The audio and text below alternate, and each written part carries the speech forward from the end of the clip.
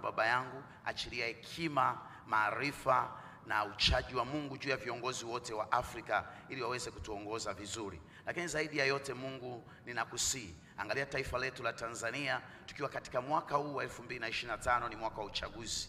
Tupe uchaguzi wa kweli, amani na haki, lakini zaidi utulivu mkubwa chini ya rais wetu Daktari Samia Suluhu Hassan, ili tukafanya uchaguzi tusiwe kama mataifa mengine yalipoingia kwenye migogoro na nguvu zingine za vita wakati wa uchaguzi. Sisi tupe utulivu, amani, mshikamano, upendo na ushirikiano ili tuweze kumaliza uchaguzi huu vizuri. Baba, asante kwa ajili ya neema hii. Asante Bwana Yesu kwa ajili ya haya yote, nikiomba na kuamini katika jina la Baba na la Mwana na la Roho Mtakatifu. Amen. Asanteni sana.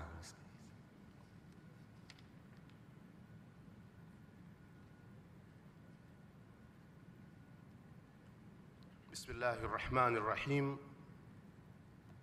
Alhamdulillahi Rabbil Alamin, wassalatu wassalamu ala Rasulillahi sallallahu alayhi wasallam.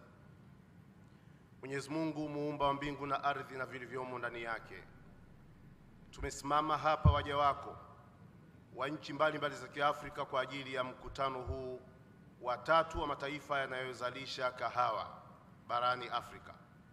Tunakuomba Mwenyezi Mungu, kama tulivyoanza nawe jana na tuwe nawe leo na tena mpaka mwisho wa mkutano huu, utie baraka, mafanikio na kila kilichojadiliwa katika mkutano huu na kilichopangwa. Tunakuomba Mola wetu, tia mkono wako wa baraka kikatoe tija iliyokusudia, ili wa Afrika waweze kufaidika na zao hili na hatimaye uchumi wetu ukue.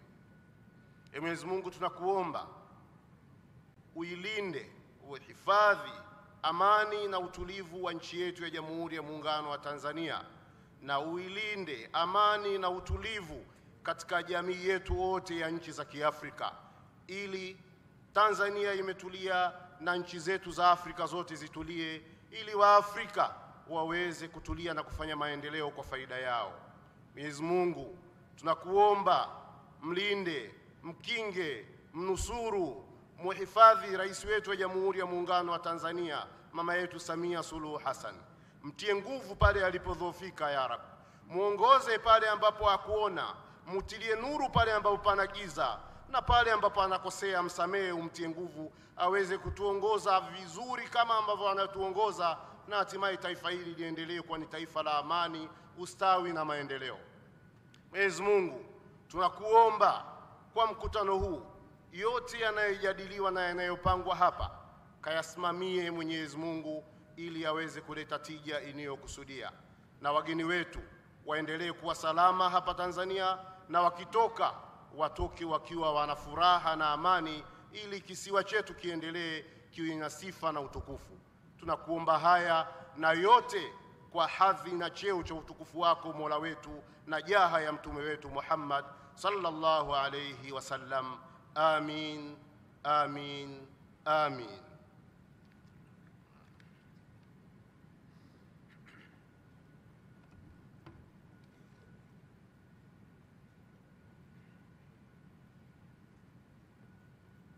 May I request that we put our hands together for religious leaders.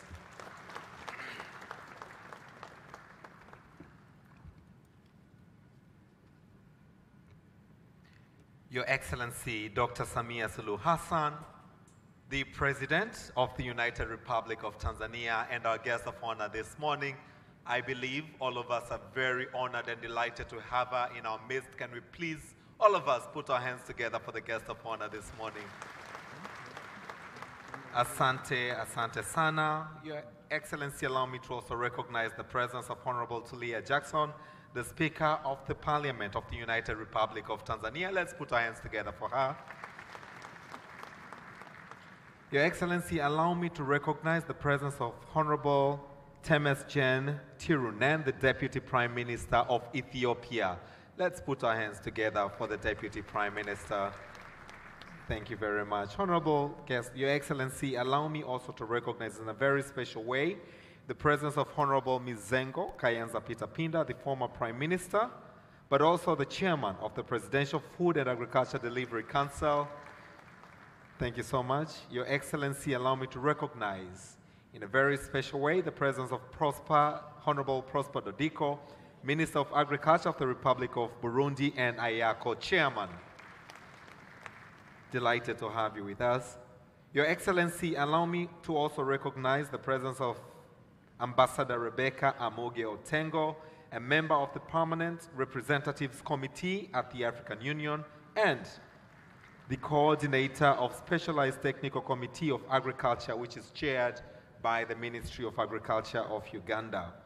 Your Excellency, allow me in a very special way to recognize our very own Honorable Hussein Mohamed Bashe, the Minister of Agriculture of the United Republic of Tanzania, who is also our host on this summit.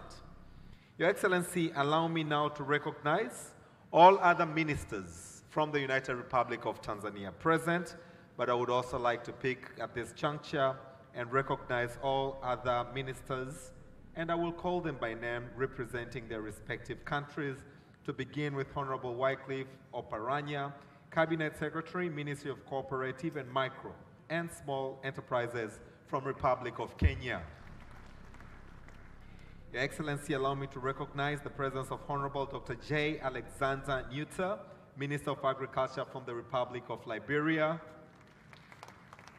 With us also, Your Excellency, we have Honorable Eric Rigamba, Minister of State for Agriculture and Animal Resources from the Republic of Rwanda, who is also the Vice Chairman of IACO. Your Excellency, allow me to recognize the presence of Honorable Kiakulaga Fred Bwino, Minister of Agriculture, Animal Industries and Fisheries from the Republic of Uganda. Delighted to have him with us. Your Excellency, allow me to recognize in a very special way the presence of Honorable Davis Marapira, Deputy Minister of Land, Agriculture, Fisheries, Water and Rural Development from the Republic of Zimbabwe.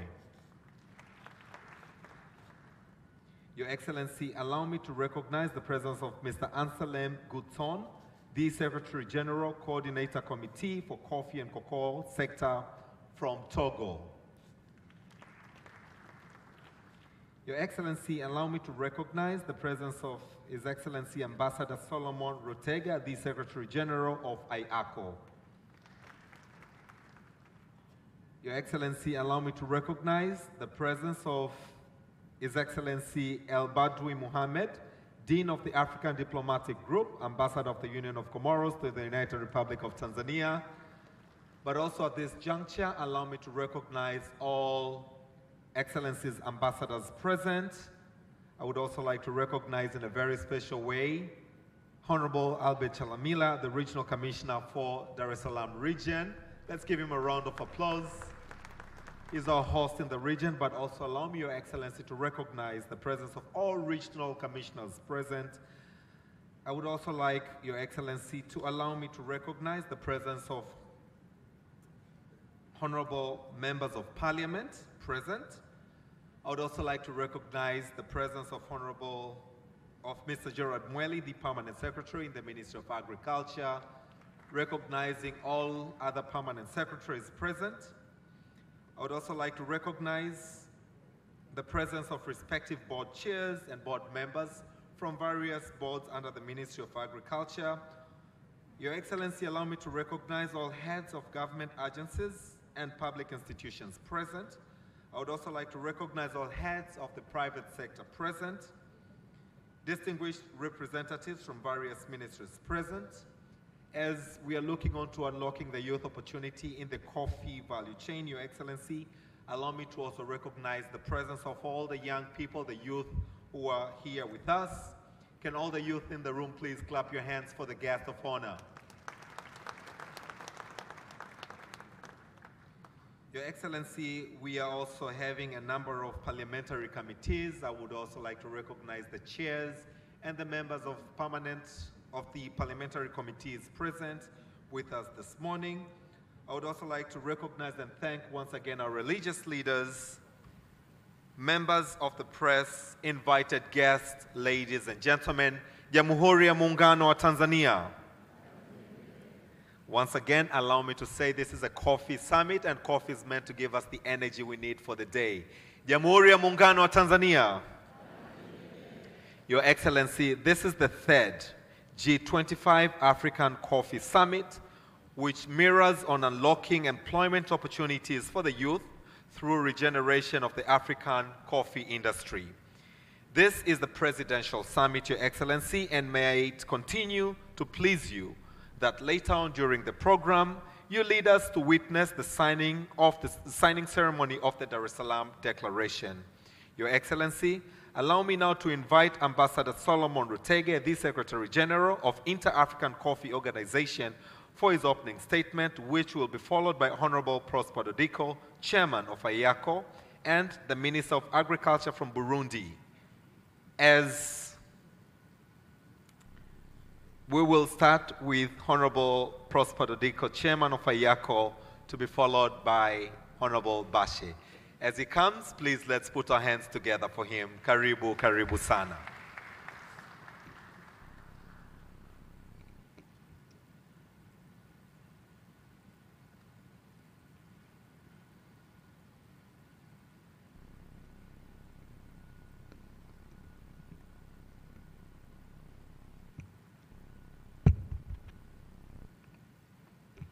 Thank you very much for this opportunity, but I apologize because I want to deliver my speech in French.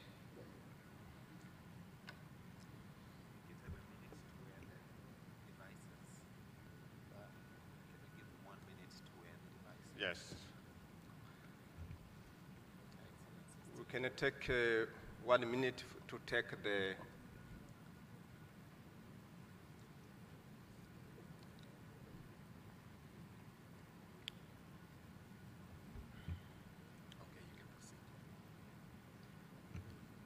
Votre Excellence, Madame la Présidente Samia Suluhu Hassan, Présidente de la République unie de la Tanzanie, Excellences, distingués délégués, Mesdames et Messieurs, au nom des États membres de l'Organisation internationale du café, OIC, je voudrais exprimer notre gratitude et notre reconnaissance à Son Excellence Samia Suluhu Hassan, Présidente de la République unie de la Tanzanie, et à son gouvernement pour avoir accueilli le 3e sommet africain du café du G25.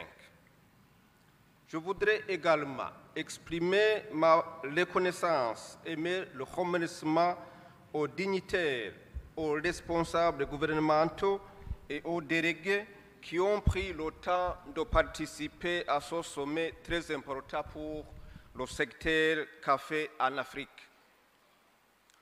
Je voudrais féliciter les chefs d'État des pays membres de l'Organisation interafricaine du café OIC pour leur soutien indéfectible dans le cadre de la présentation de la déclaration de Kampala lors de la 37e Assemblée des chefs d'État de l'Union africaine qui s'est tenue en février 2024. La déclaration demandait l'inclusion du café dans l'agenda 2063 de l'Union africaine, ainsi que la nomination de l'OIAC en tant qu'agence spécialisée du café, au sein, bien sûr, de l'Union africaine. Les deux requêtes de cette déclaration ont été adoptées par l'Assemblée des chefs d'État de l'Union africaine. Aujourd'hui, nous sommes réunis pour aborder le défi le plus important auquel sont confrontés la majorité des pays africains, le chômage des jeunes. Le thème de ce sommet a été soigneusement choisi pour aborder la question de la création d'opportunités pour les jeunes à régénérer l'industrie africaine du café. L'Afrique, le deuxième plus grand continent, compte le plus grand nombre de pays producteurs de café. Le café est le moyen de subsistance ni mzalishaji de 60 millions de mkubwa personnes wa sur kahawa le continent. na tumekuwa tukizalisha zaidi ya kahawa, na ambapo watu zaidi ya milioni 65 barani Afrika wamekuwa wakizalisha kahawa, na tungependa kuifanya idadi hii ya wakulima wa kahawa iwe maradufu zaidi.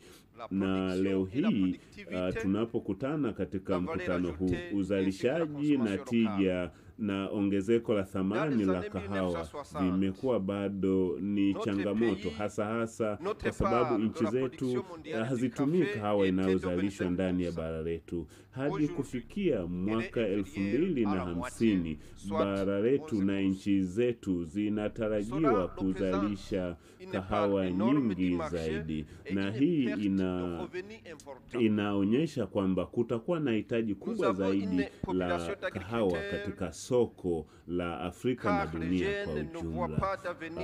Kwa sasa tunao wakulima ambao wanatamani kunufaika zaidi na sekta hii ya kahawa katika masoko ya kimataifa.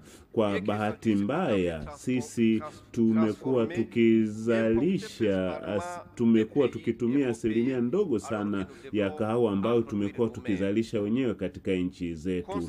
Kwa sehemu kubwa kahawa yetu imekuwa ikiuzwa nje kama kahawa ghafi, na kahawa hiyo inarejeshwa kwenye nchi zetu na kununuliwa na sisi wenyewe. Na hata hivyo, kwa bahati mbaya, uuzaji wa kahawa nje ya nchi na uzalishaji wa kahawa umekuwa ukiporomoka kwa miaka mingi, na sababu mojawapo ya kuporomoka huko kwa uzalishaji wa kahawa ni pamoja na magonjwa, mabadiliko ya tabia nchi, changamoto zinazowakabili wakulima, lakini pia ukosefu wa masoko ya kahawa na kukosekana kwa miundombinu bora ya kuongeza tija na uzalishaji. Na changamoto hizi zote zinaathiri uzalishaji wa kahawa Afrika, na ninatumaini ni jukumu letu sisi wote kwa pamoja kushughulikia changamoto hizi. Ningependa kubainisha changamoto kubwa ambazo zinawakabili wakulima wetu ni pamoja na bei ndogo ya kahawa, na hii inatokana na ukosefu wa masoko. Wakulima wetu hawafikii masoko moja kwa moja, lakini pia kumefanyika jitihada mbalimbali, na jitihada hizi zinaendelea kufanyika, lakini jambo la muhimu ni kuhakikisha tunawavutia vijana na tunajielekeza zaidi katika kuwaongezea umahiri, kuvutia ajira zaidi kwa vijana, utawala bora na masuala ya ulinzi na amani. Vyote hivi vitawavutia vijana, lakini jambo la muhimu zaidi ni kwamba tunataka kuwa na mkataba wa kushirikiana, nchi wanachama kushirikiana ili kuweza kuongeza tija na uzalishaji wa zao la kahawa. Ninatumaini kwamba nchi wanachama zitatamani kushughulikia changamoto ya bei ya kahawa, lakini pia kuboresha mnyororo mzima wa uzalishaji wa kahawa, na hili ni kutokana na jitihada muhimu zinazofanyika kwenye sekta hii. Tukiyafanya yote haya, tutahimizana sisi kwa pamoja kushughulikia changamoto hizi, lakini ni jambo la muhimu zaidi kujielekeza katika kunufaika na fursa zilizopo katika sekta hii, ni pamoja na kutengeneza ajira, lakini pia kujumuisha watu wengi zaidi kwenye mnyororo huu na sekta hii. Kuhusiana na kuongeza thamani ya kahawa, sisi Afrika tumekuwa tukiuza kiasi kikubwa cha kahawa ghafi nje ya nchi zetu, na tumekuwa tukiuza kahawa nyingi pasipo kuziongezea thamani. Kwa mfano, tulichonacho kwa sasa, tulichoweza kubaini ni kwamba katika uzalishaji wa kahawa tumekuwa na changamoto ya matumizi ya kahawa ndani ya nchi zetu, na ni jambo ambalo kila moja angetamani kujivunia matumizi ya kahawa ndani ya nchi zetu. Badala ya kuuza zaidi kahawa nje, ingependeza kama tungeweza kununua kahawa sisi wenyewe ndani ya nchi zetu za Afrika. Tunahitaji kuwekeza katika miundombinu ambayo itaongeza thamani ya kahawa kama vile vifungashio, ufungashaji wa kahawa. Tunatarajia kuongeza uzalishaji, hasa kama tutajielekeza vizuri kwenye kuongeza thamani. Pasipo kuleta mageuzi kwenye sekta ya kahawa, hatutaweza kutengeneza fursa nyingi zaidi za ajira kwa vijana, na tutahitaji kuwa na uwekezaji zaidi kwenye sekta hii ya kahawa. Ni jambo la muhimu kuzingatia kwamba nchi na serikali za Kiafrika kwa kushirikiana na sekta binafsi na wadau binafsi tutaendelea kushirikiana kwa pamoja ili kuboresha mifumo ya kilojistiki pamoja na kuongeza matumizi ya kahawa ndani ya nchi zetu. Tukiongeza thamani ya kahawa ndani ya nchi zetu, tutatengeneza ajira zaidi, lakini pia tutaondoa utegemezi wetu wa kuagiza kahawa kutoka nje. Kuhusiana na kahawa kutumika ndani ya nchi zetu, hii itafanya kwamba tukichakata kahawa ndani ya nchi zetu, tutaifanya kahawa inunulike na kutumika katika nchi zetu, na hivyo kuchochea uchumi wa nchi zetu za Kiafrika. Tunapenda kuzipongeza nchi zinazofanya hivyo. Tujifunze kwenye hizo nchi kama Brazil, Indonesia ambazo zimewekeza zaidi katika kuchakata kahawa wao wenyewe. Sisi Afrika kwa bahati mbaya tunatumia zaidi ya nusu ya kahawa kutoka nje kuliko kile tunachokizalisha, na kiutamaduni inaonyesha kwamba sisi ni watumiaji wazuri wa kahawa, na tunaweza kujifunza kutoka Ethiopia ambao wao wamefanikiwa kuzalisha, lakini pia wanatumia kahawa. Tuna watu zaidi ya bilioni 1.5 Afrika ambao ni kiasi kikubwa na ni mtaji mkubwa, na tukiweza kutengeneza fursa nyingi za kahawa, fursa nyingi kupitia kahawa, tutanufaisha vijana wengi zaidi. Tusiagize sana kahawa kutoka nje, badala yake tuongeze thamani ya kahawa hiyo sisi wenyewe ndani ya bara la Afrika. Tunashukuru kwa uwepo wa mkataba wa eneo huru la biashara Afrika. Ninatumaini kwa kupitia AfCFTA tutaweza kuwalazimisha nchi za Kiafrika zinunue kahawa kutoka nchi jirani za Kiafrika badala ya kuagiza kutoka nje. Na hili ni jambo la muhimu, na nadhani ni la lazima kwa nchi za Kiafrika kutumia kahawa inayozalishwa na nchi jirani ndani ya bara letu la Afrika. Lakini pia ningependa kusisitiza kwamba mkutano huu ni muhimu sana kwa sekta au kwa tasnia ya kahawa, ambapo tunajadili namna sekta hii inaweza kutengeneza ajira zaidi na kuwanufaisha vijana na wanawake wa Afrika. Tukio hili au mkutano huu ni muhimu zaidi katika kushughulikia changamoto zinazokabili sekta ya kahawa ndani ya bara letu la Afrika. Mkutano huu utatuwezesha kupata suluhisho za kudumu, na kila mmoja wetu aliyemo katika ukumbi huu ana mchango mkubwa wa kuchangia kukuza sekta hii. Na takieni majadiliano mema. Asante sana. Can we please extend another warm round of applause? Naomba tumpigie makofi to Honorable Prosper Dodiko, Chairman of AYACO and the Minister of Agriculture from Burundi. Your Excellency, this being the third G25 African Coffee Summit, as I mentioned earlier, we are guided by the theme Unlocking Employment Opportunities for the Youth through Regeneration of the African Coffee Industry. Allow me now, without further ado, Your Excellency, to call the countries for the endorsement statement as they are representing the heads of state, to begin with the Republic of Kenya, to be followed by the Republic of Uganda. As Honorable Minister is coming, can we please put our hands together as he comes to the podium Karibu sana.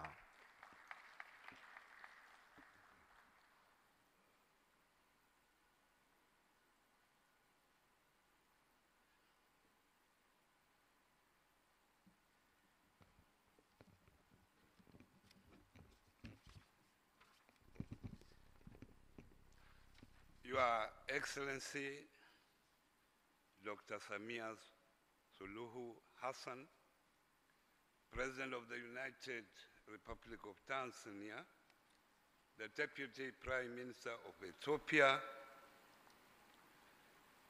Honorable Hussein Pashe, the Minister for Agriculture of Tanzania, Honorable Minister for Agriculture from Burundi, who is the chair of IACO, ministers from various countries of the G25 members of states, permanent secretaries, Ambassador Solomon Rutega, Secretary General of IACO, distinguished delegates, leaders of the coffee industry. Your Excellency, this is a speech from His Excellency Dr. William Samoei Ruto, the President of the Republic of Kenya and the Commander-in-Chief of the Defense Forces. And before I do so, he has conveyed greetings to you and from the people of Kenya. I read verbatim. It is an exciting moment to join the third G25 African Coffee Summit, a great gathering that is meant to discuss a matter that is very clear to all of us: coffee. As we say in my country, kahawa ni dola.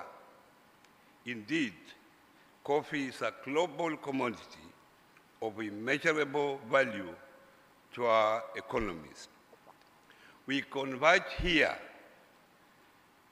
as Africans, coffee-producing nations, to reaffirm our commitment to revitalize this vital subsector by seeking to develop strategies that will create employment opportunities for our youth and regenerate the African coffee industry.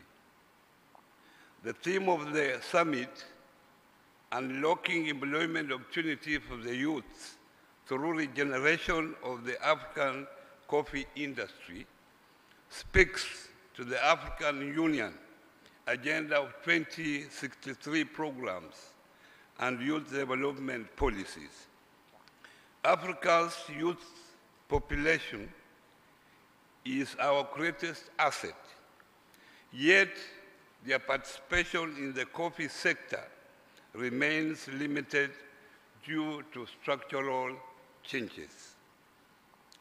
Distinguished guests, ladies and gentlemen, the summit's theme aligns the Kenya bottom-up economic transformation agenda and national policies that we have developed to create innovative, attractive, and sustainable employment opportunities for the youth through the active engagement in the coffee subsector. Today, we take a bold step with a collective declaration that seeks to transform this industry into a hub of job creation, innovation, and prosperity. Africa's coffee industry has long been a cornerstone of our economies, supporting millions of livelihoods. However, despite producing some of the world's finest coffee, Africans account for an average of 11% of the global production and 12% of domestic consumption. We cannot allow this trend to continue. By 2030, we should endeavor to increase our share of global coffee production to 20% and boost domestic consumption to 30%, ensuring that more value is retained within our continent. To achieve this, regeneration of the coffee industry is required through value chain investment and embracing innovation that will revitalize coffee farming, processing, and trade. The commitment we make today will serve as a framework for action. Your Excellency and honorable ministers, Kenya, like many of our African counterparts, has a rich coffee heritage. Our high-quality Arabica coffee, known for its distinct acidity, has positioned us among the leading producers. However, despite immense potential, the sector faces challenges just like other coffee-producing countries on the continent. These include aging farmers, low youth participation, climate change, and volatile markets. If we do not act now, we risk diminishing the very industry that has been the backbone of many of the rural economies. Your Excellency, fellow Africans, today we call to action that we must commit to here in Salaam is to work together as the African Union member states. The commitments we make today demand bold leadership, collaboration, and sustained investment. Governments must create enabling policies while the private sector, financial institutions, and development partners must join forces to drive innovation and sustainability. Most importantly, we must empower the youth to take charge of the industry by providing them with access to finance and technology, training, and opportunities along the entire coffee chain, value chain. The declaration signed here will define the future of African coffee industry and, by extension, the economic empowerment of our people. Your Excellency, fellow Africans, Kenya takes its pride of place by solidly endorsing the Dar es Salaam Declaration that, among other objectives, seeks to boost production, prioritizing intra-Africa trade, and fostering value addition. Let us move forward in solidarity, determination, and commitment to building a coffee sector that is resilient, innovative, and led by the youth of Africa. As I conclude, may I please remind you that while you may not buy happiness, you can buy African coffee and build Africa. Asanteni sana, Mungu awabariki.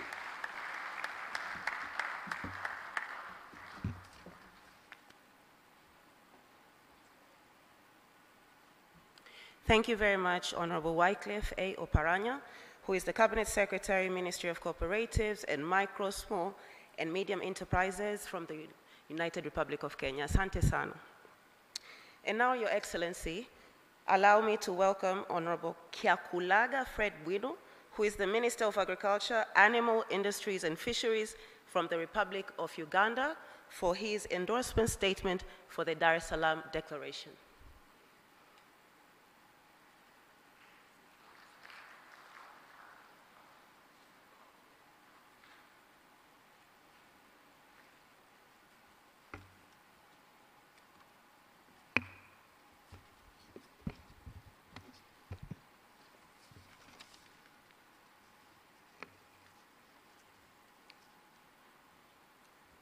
Your Excellency, the President of the United Republic of Tanzania, Mama Dr. Suluhu Hassan,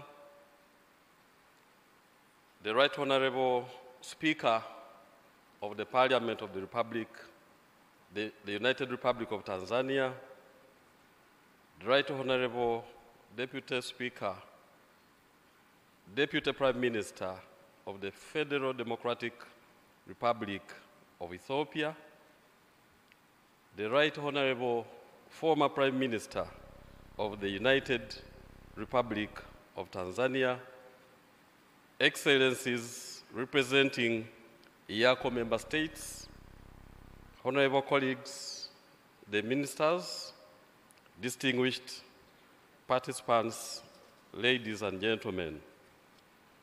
Your Excellency, allow me to present the statement from His Excellency, the President of the Republic of Uganda, His Excellency Yoweri Kaguta Museveni, at this auspicious third G25 Coffee Summit verbatim. And you'll allow me to adopt the protocols that I've already elaborated. I bring you greetings from the people of Uganda, and particularly the actors in the coffee industry. I wish to thank you, Your Excellency Samia Suluhu and our Tanzanian brothers and sisters for the warm hospitality accorded to the Ugandan delegation since arriving in this beautiful city of Dar es Salaam. I also thank you for hosting us for this third G25 African Coffee Summit. Excellencies, coffee is a strategic commodity in many of our countries. It is vital for economic growth, foreign exchange earnings, and the livelihood of millions of our citizens involved in the enterprise at various stages of the coffee value chain.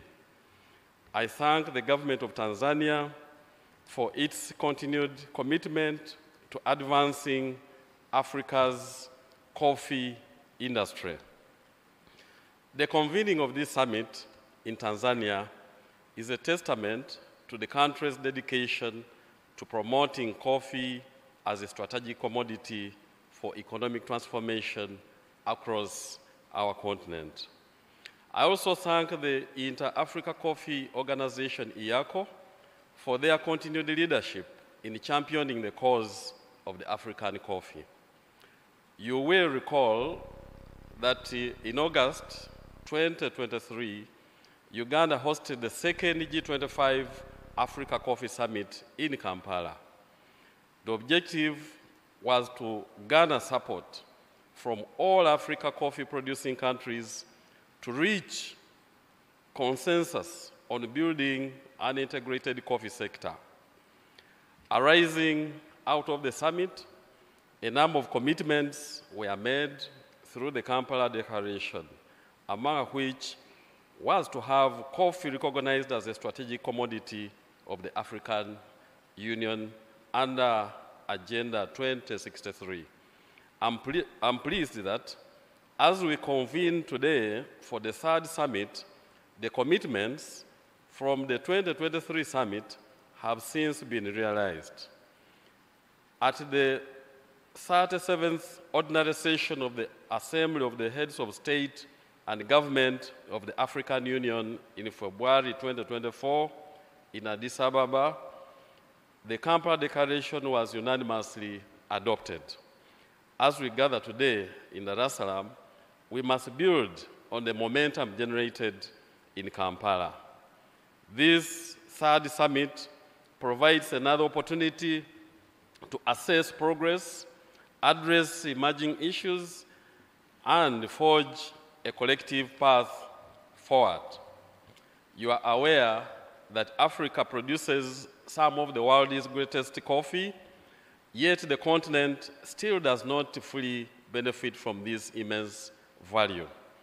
In Uganda, for instance, we produce 8.2 million bags of coffee. That is about 500,000 metric tons. Out of these, 6.2 million bags were exported as per the 2023 statistics, but only a small fraction of about 1 metric ton was processed at home. The rest is just sold as raw coffee, which serves as a raw material to Europe and the rest of the importing countries. This coffee then comes back to us in different names, selling expensively. We have to change this narrative. Through enhanced value addition, better market access, and policies that prioritize farmers' welfare, we can ensure that African coffee commands the respect and value it deserves on the global stage. The theme of this summit, unlocking employment opportunities for the youth through regeneration of the African coffee industry, is relevant. Africa has the youngest population in the world, and we must harness this demographic dividend to revitalize our coffee sector. In Uganda, more than 73% of the country's population are youth under the age of 30. We have been advising our people that agriculture, if managed well, can solve one of our greatest challenges, youth unemployment.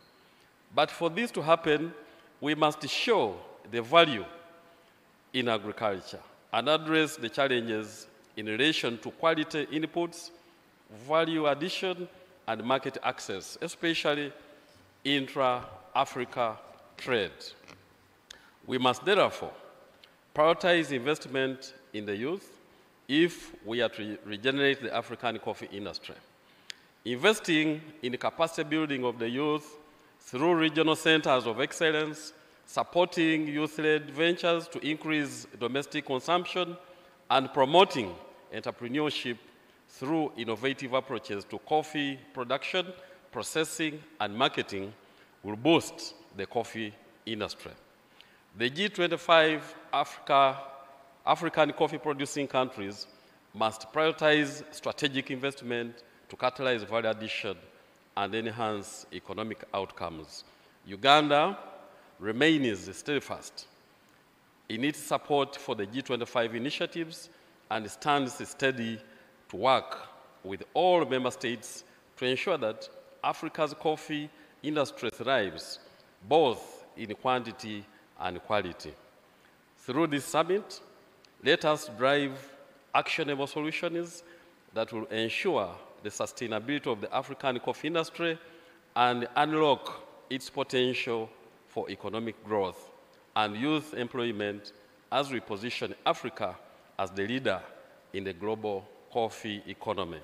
Finally, I wish to assure you that we remain committed to the aspirations of the G25 Coffee Summit and its mission to elevate the African coffee subsector.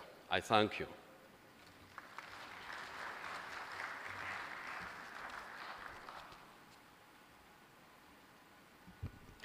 Can we please extend another round of applause to Honorable Kyakulaga Fred Bwino of the Republic of Uganda for your endorsement statement on the Dar es Salaam Declaration, Your Excellency. Allow me now to invite Honorable Eric Rigamba, Minister of State for Agriculture and Animal Resources of the Republic of Rwanda, for the endorsement statement of the Dar es Salaam Declaration, to be followed by that of Togo. As he comes, let's give him a warm round of applause.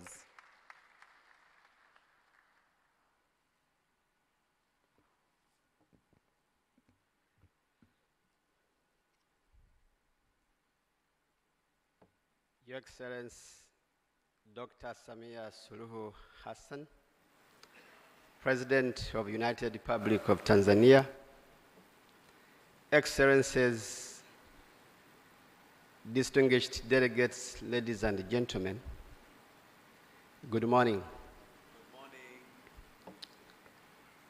I stand here on behalf of His Excellency Paul Kagame, the President of the Republic of Uganda. I wish to bring warm greetings from the people of Rwanda, and I would like to add my voice thanking you, Your Excellency Dr. Samia Suluhu Hassan and the government of the United Republic of Tanzania for hosting the third G25 African Coffee Summit. Since we arrived, we are treated like brothers and sisters. People are very warm everywhere we go, and the experience is very remarkable.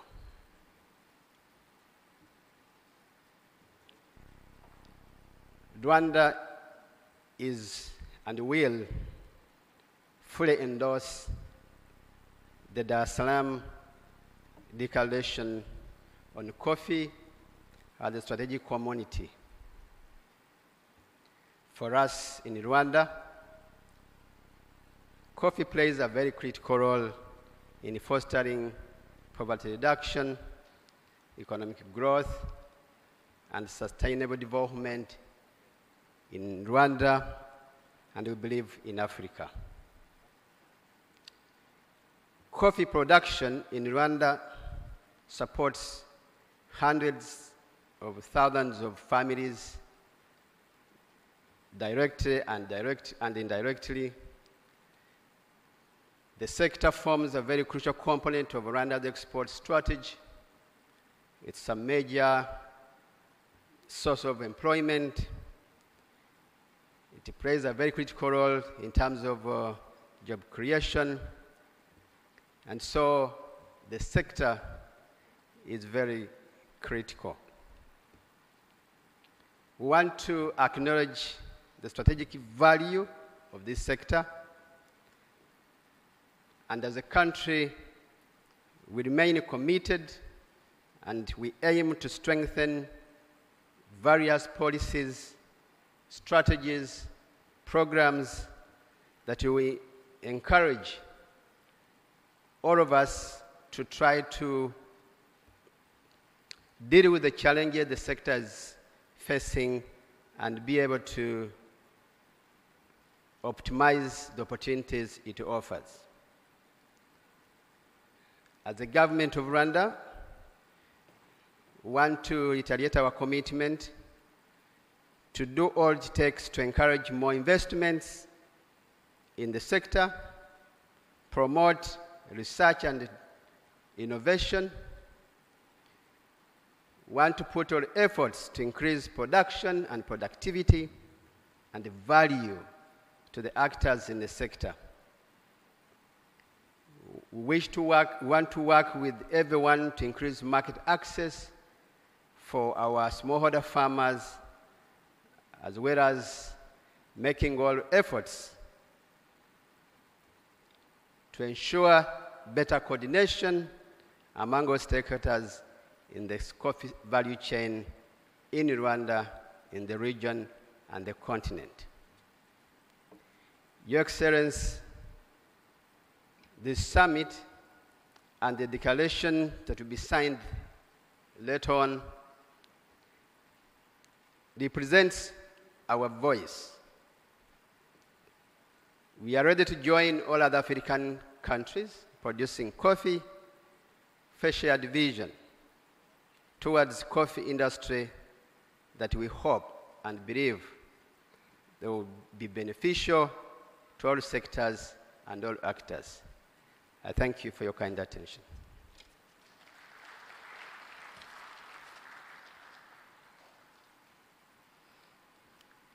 Thank you very much, Honorable Eric Rugamba, Minister of State for Agriculture and Animal Resources. And now, Your Excellency, allow me to welcome Mr. Anselme Gouton, who is the Secretary General Coordination Committee for Coffee and Cocoa Sectors of Togo, for his endorsement statement that will also be followed by the Deputy Prime Minister, Honorable His Excellency Temesgen Tirune, from the Federal Democratic Republic of Ethiopia.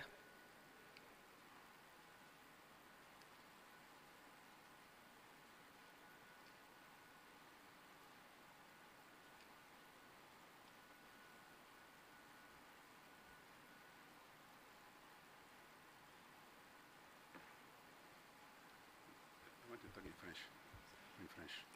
You can just speak.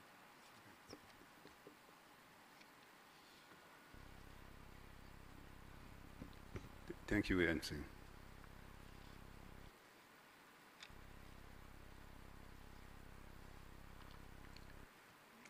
In French, please. Tafadhali tuvae vifaa vya ukalimani. Excellence, Mheshimiwa Dr. Samia Suluhu Hassan, Rais wa Jamhuri ya Muungano wa Tanzania, waheshimiwa mawaziri na wakuu wa ujumbe wa kutoka nchi za Afrika, waheshimiwa wajumbe na mheshimiwa mawaziri na viongozi wa serikali ya Jamhuri ya Muungano wa Tanzania, waheshimiwa mabalozi na wawakilishi wa jumuiya za kimataifa, mheshimiwa katibu mkuu wa AICO, mheshimiwa rais au mwenyekiti wa Afrika, waheshimiwa wajumbe wa AICO, waheshimiwa mawaziri na wajumbe waalikwa, itifaki zote zikiwa zimezingatiwa.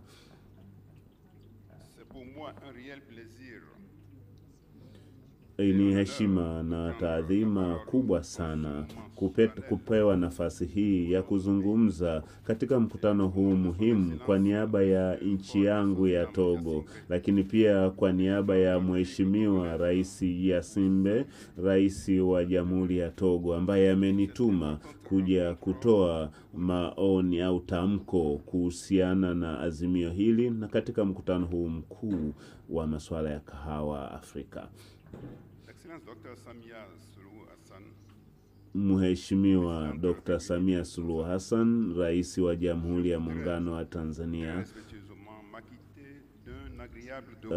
kwa heshima na taadhima zote, ningependa kuchukua fursa hii kuwasilisha salamu za Mheshimiwa Rais mwenzako wa Jamhuri ya Togo, lakini pia ningependa kuchukua fursa hii adhimu kushukuru wa Tanzania na serikali ya Tanzania kwa nafasi hii na kwa ukarimu tulioupata tangu tulipowasili katika jiji hili zuri sana la Dar es Salaam. Tumefurahia uwepo wetu hapa, mabibi na mabwana.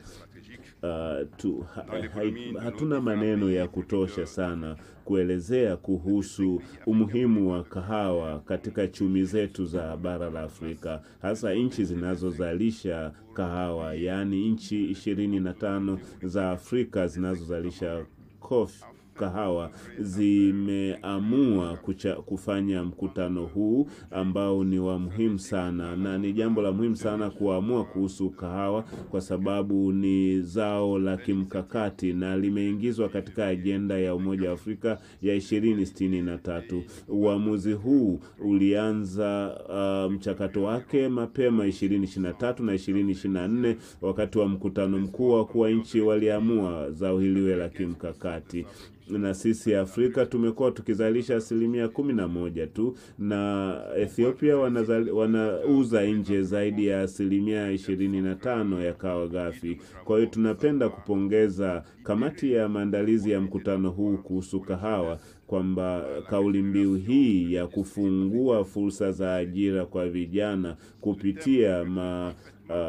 kupitia mapinduzi ya sekta ya kahawa ni kauli mbiu muhimu kwa ajili ya kushughulikia changamoto zinazokabili sekta ya kahawa Afrika, kwa sababu tunalenga zaidi kutengeneza fursa kwa wanawake na vijana, na pia tunajadili changamoto zinazokabili bara letu kuhusiana na matumizi ya kahawa. Mheshimiwa Rais Samia Suluhu Hassan, Rais wa Jamhuri ya Muungano wa Tanzania, waheshimiwa mawaziri, wajumbe wa mkutano huu pamoja na nchi wanachama wa AICO, mwaka 2020 Togo tulianzisha mpango mkakati unaolenga kuongeza thamani katika mazao ya kilimo na kahawa ikiwa miongoni mwa mazao hayo. Na kwa sasa tumeandaa mpango mkakati kwa ajili ya sekta ya kahawa kwa kushirikisha wadau mbalimbali pamoja na serikali. Na tumekuwa na mpango wetu huu ambao tunatarajia tutaanza kupata matokeo mazuri mwaka 2030, na tukilenga zaidi kuongeza thamani ya kahawa, lakini pia kulinda mazingira ili kahawa uzalishaji wa kahawa usiathiriwe, lakini pia tunajielekeza namna ya kuboresha kuongeza thamani ya kahawa na kutengeneza mazingira bora ya kimasoko kwa ajili ya kahawa, na kuweza kuongeza thamani ya kahawa kwa kupitia wazalishaji wa ndani kabla haijauzwa nje. Na lakini pia tumekuwa na jitihada mbalimbali tulizozianzisha za kuhusisha teknolojia katika uzalishaji. Mwaka 2024 tumeandaa miongozo inayowasimamia wadau wote wa sekta ya kahawa katika nchi yetu ili waweze kusimamia vizuri uzalishaji. Na uchakataji wa kahawa ulianza mwaka 2020 na tumekuwa na viwanda vidogo ambavyo vinachakata kahawa ambayo imeshakaangwa, na tunalenga zaidi kuongeza au kuboresha kwa kiwango kikubwa ubora na matumizi ya kahawa ndani ya nchi yetu. Sehemu kubwa ya kahawa inayozalishwa ndani ya nchi yetu iliwe au itumike na wananchi wa Togo.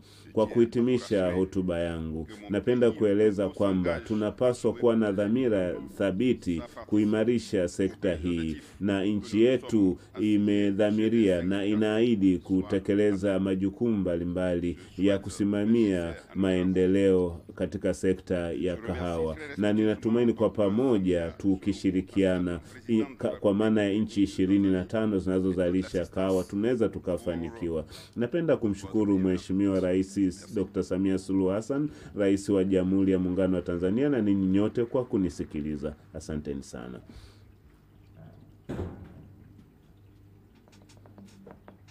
Can we once again give him a warm round of applause? Naomba tumpigie makofi Mr. tafadhali. Mheshimiwa Secretary General and Coordinator Committee for the Coffee and Cocoa sector of Togo. Your Excellency, we are truly honored, very honored to have with us this morning on the 3rd G25 African Coffee Summit 2025 Honorable Temesgen Tirunen, the Deputy Prime Minister of Ethiopia. Kindly allow me now to bring him for the endorsement statement of the Dar es Salaam Declaration, and his statement will be followed by the country video, the statement by the United Republic of Tanzania, and we'll ask you to witness the signing of the Dar es Salaam Declaration, and then Honorable Hussein Bashe will invite you for your speech. But for now, distinguished delegates, ladies and gentlemen, let's put our hands together for the Deputy Prime Minister of Ethiopia as he comes for his endorsement statement. Karibu sana.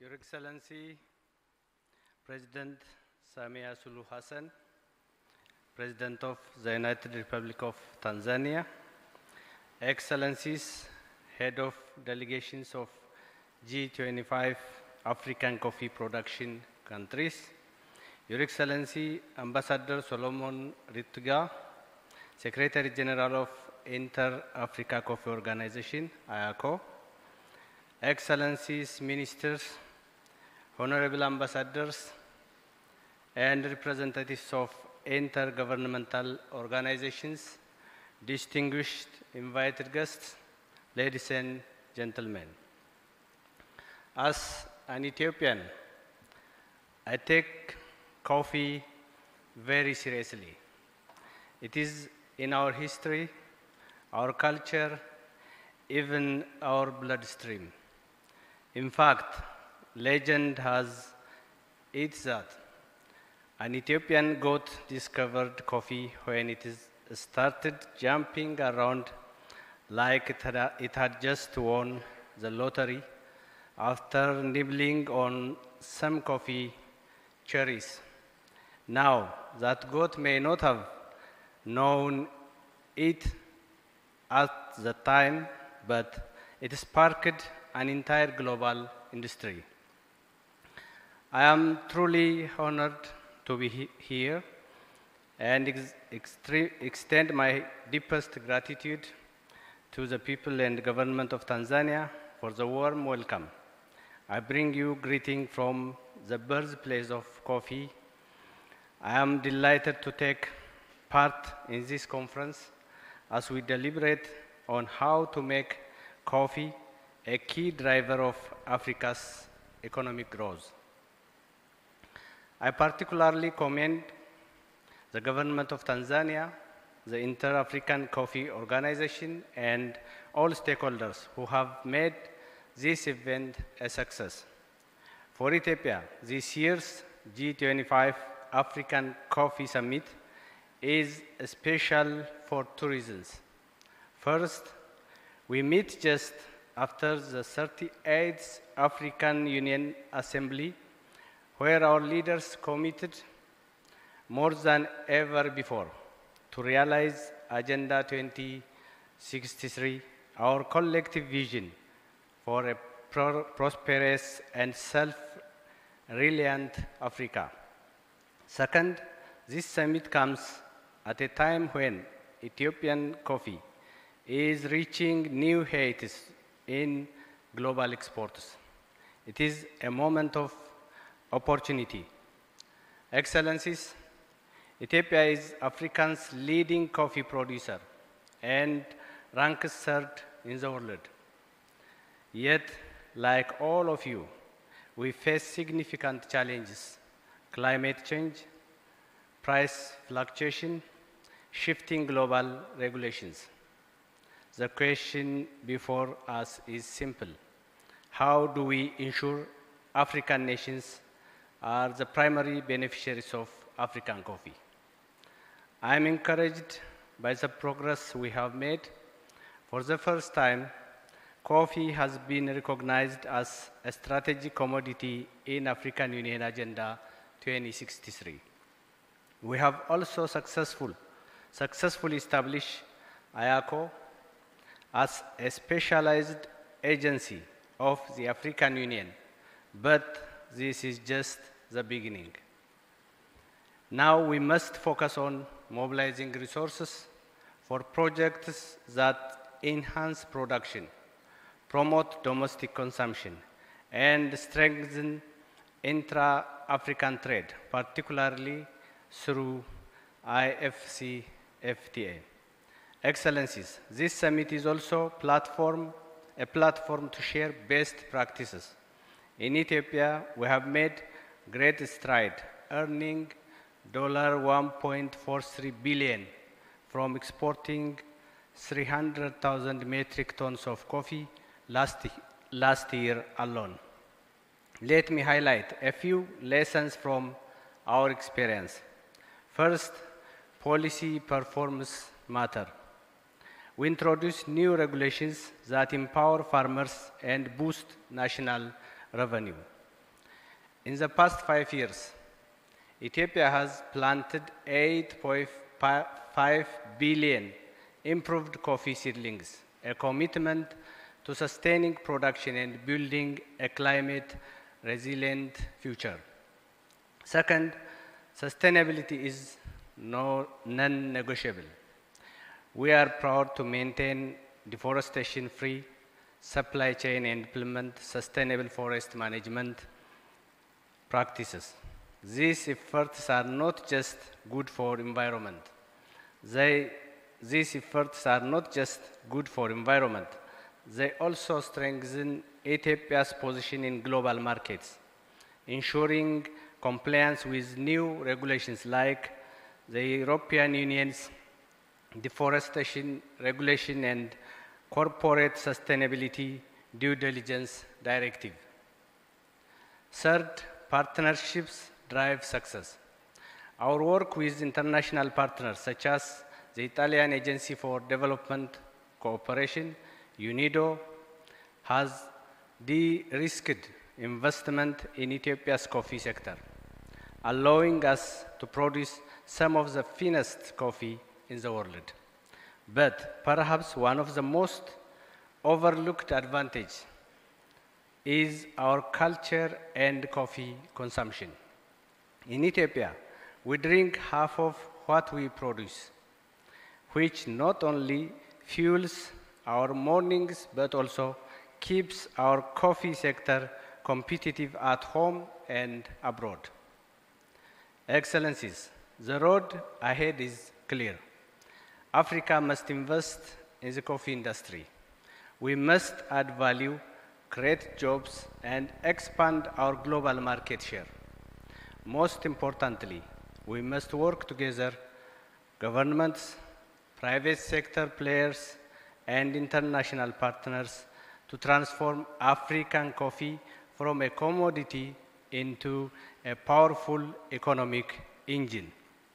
I want to assure Ethiopia stands ready to turn the outcomes of this summit into concrete actions, because at the end of the day, coffee is not just a drink. It is our history, our culture, and if we do this right, our future. As we move forward, let us submit to translating our discussions into action, building a more sustainable, competitive, and prosperous Africa coffee industry. The potential is immense, and together we can ensure that Africa reaps the full benefit of its coffee sector. Ethiopia remains dedicated to this shared vision, and I look forward to a continued collaboration with all of you. Excellencies, at last, as previously stated, Ethiopia is renowned as the birthplace of coffee and stands the largest coffee producer on the continent Africa. During our chairmanship of IACO, we played a pivotal role in securing coffee's recognition as a strategic commodity within the AU 2063 agenda. Our initiatives to boost domestic coffee consumption, alongside the strategies we have implemented to empower youth and women in the coffee industry, underscore our unwavering commitment. In light of these efforts, Ethiopia would be deeply honored to host the 4th G25 summit in 2027. And it respectfully seeks the endorsement of member states for this proposal. I am sure you will accept it. I am sure we will be at your second home, African Union, beautiful city, Addis Ababa. So thank you very much.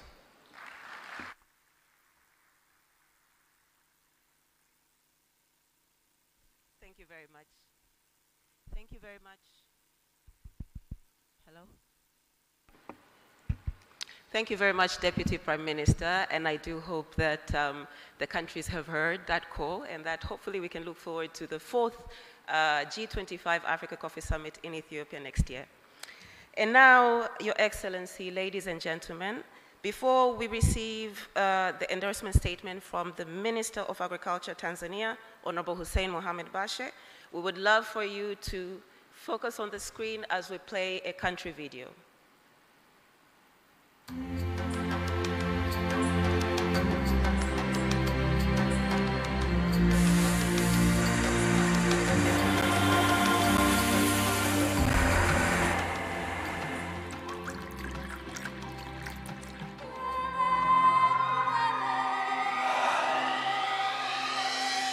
Tanzania, East Africa, a land of rich soils, breathtaking landscapes, and one of the world's most cherished commodities, coffee.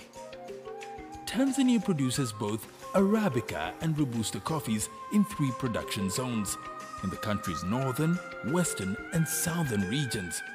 Arabica, known for its smooth and aromatic profile, is grown in the northern regions of Kilimanjaro and Arusha, the southern highlands, and Kigoma in the west. Robusta, known for its bold and strong flavor, thrives in Kagera, near the shores of Lake Victoria.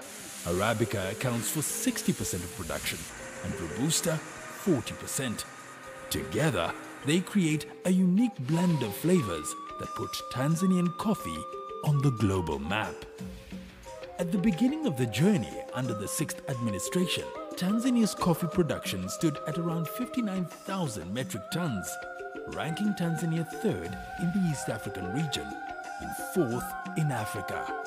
Despite these historical achievements, the sector faced the following challenges. Farmers received 4,500 Tanzanian shillings, or about $1.7 per kilo of Arabica, and 1,300 Tanzanian shillings, or $0.50 for a kilo of Robusta. The country earned a low income of about $112 million in coffee exports. Individual-based selling weakened farmers' bargaining power, and the ability to produce and distribute coffee seedlings was limited to 7 million seedlings annually. Despite the global recognition of Tanzanian coffee, farmers struggled with low yields, unstable prices, and market access challenges.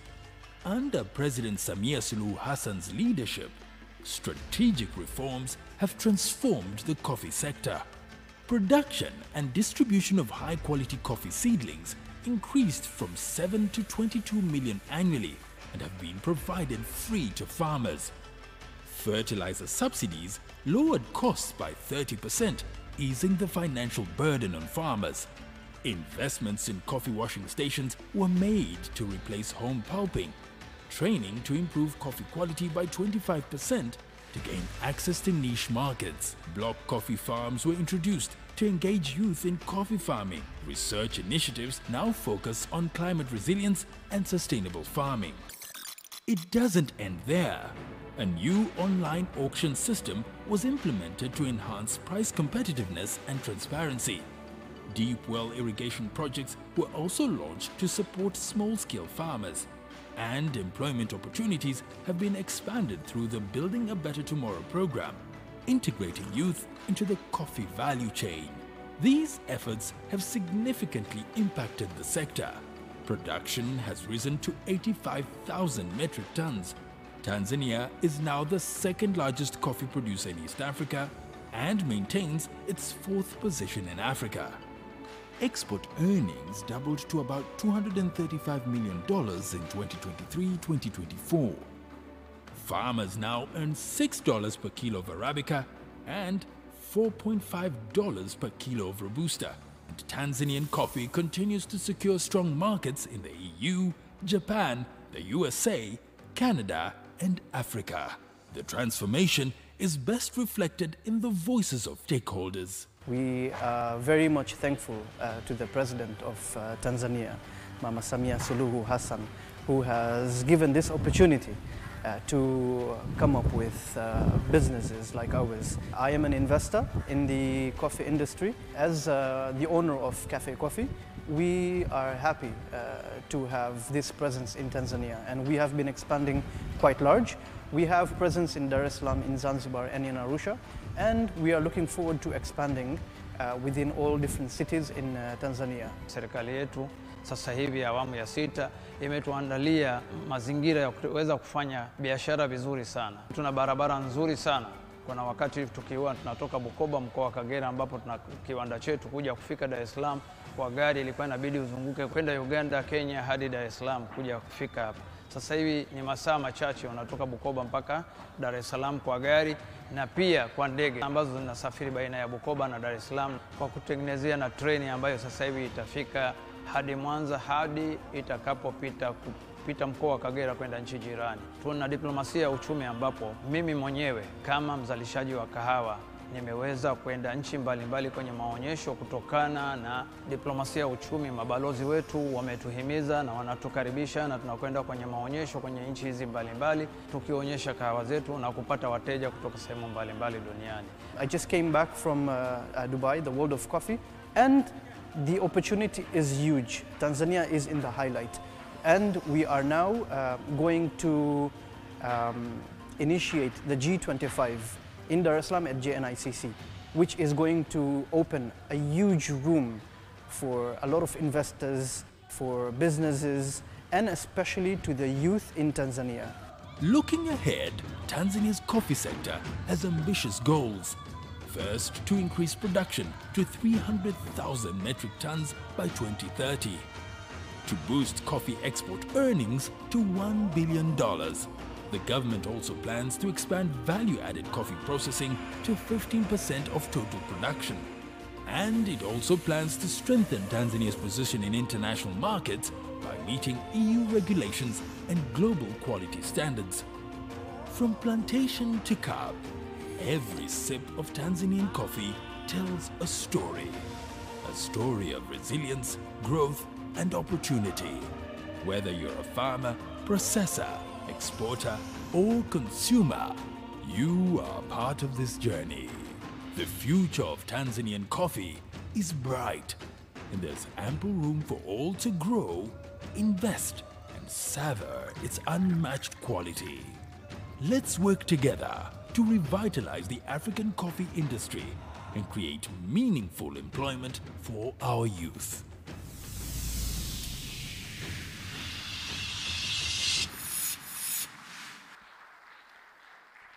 Asante, asante sana. Thank you very much, Your Excellency. Allow me now to invite Honorable Hussein Mohamed Bashe, the Minister of Agriculture of the United Republic of Tanzania, for the country's statement. His statement, Your Excellency, will be followed by the signing ceremony of the Dar es Salaam Declaration. Can we put our hands together as Honorable Bashe comes for the declaration?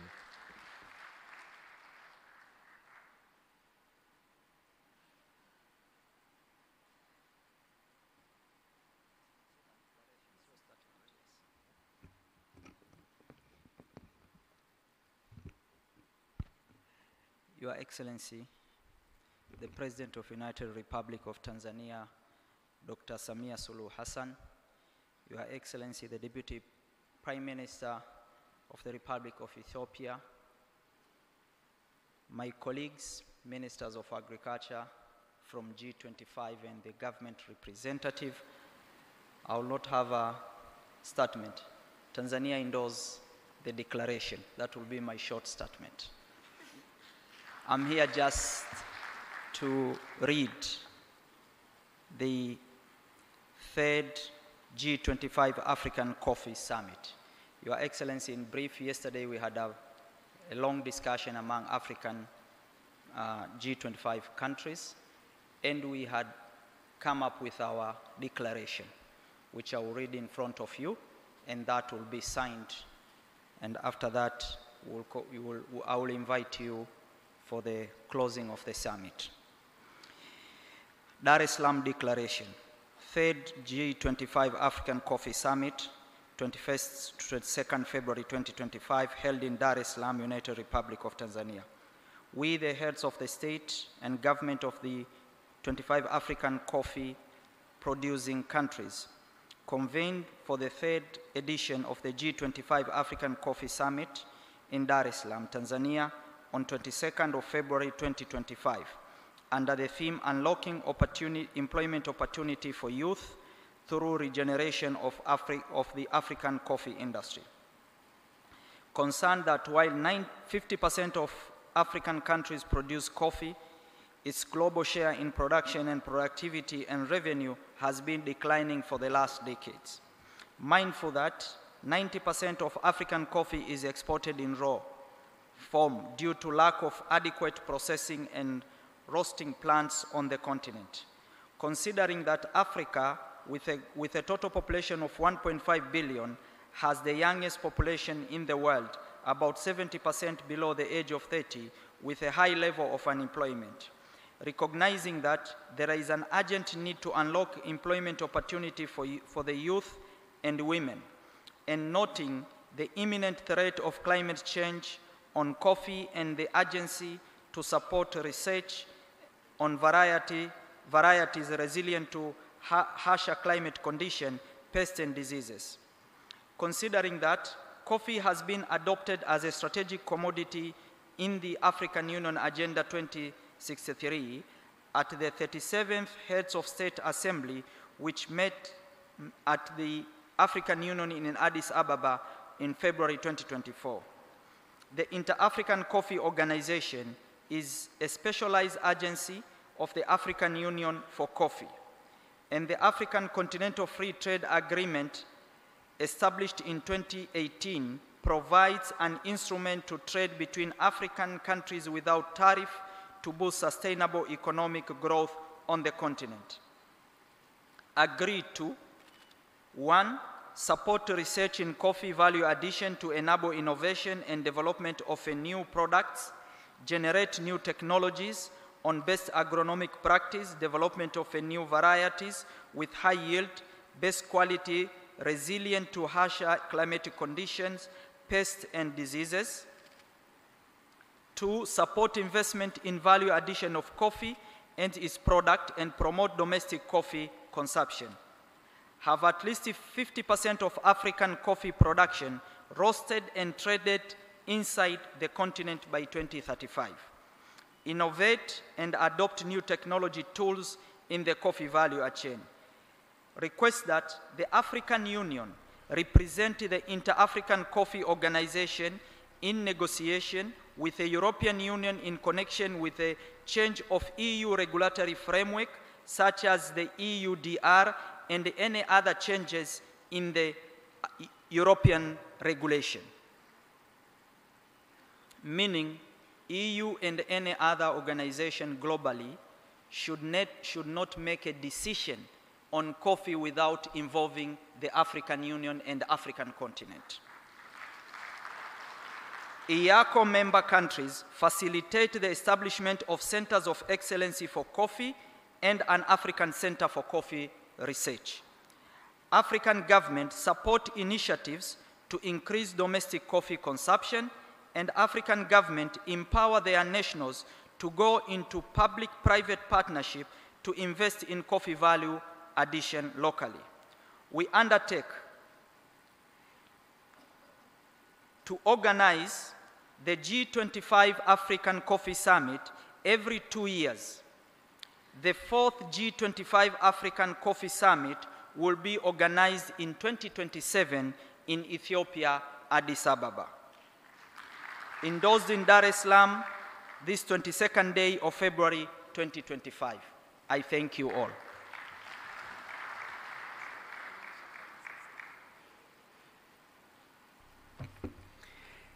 As it has been read, we have all been represented. I believe a bigger round of applause would do. Can we once again put our hands together?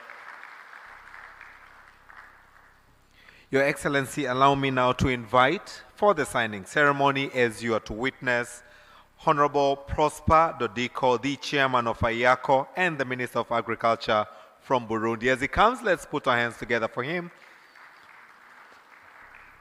After the signing, I will request that the brass band will also receive as we witness the signing. Excellency, distinguished delegates, ladies and gentlemen, what we are witnessing right now is Honorable Hussein Bashe, the Minister of Agriculture, and Honorable Prosper Dodiko, the Chairman of IACO, signing the Dar es Salaam Declaration.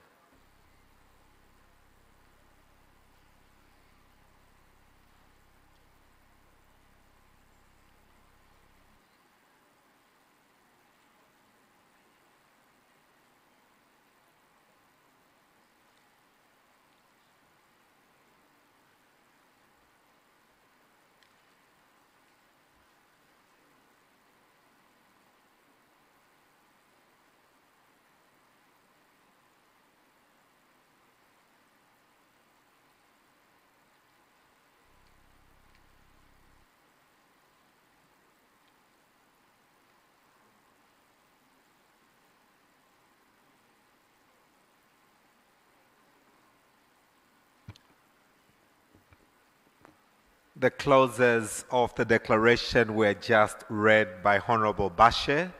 So what is happening now is now officiating, and it becomes an official document of the third G25 Africa Coffee Summit 2025, which Tanzania is greatly honored that we are hosting this great summit here.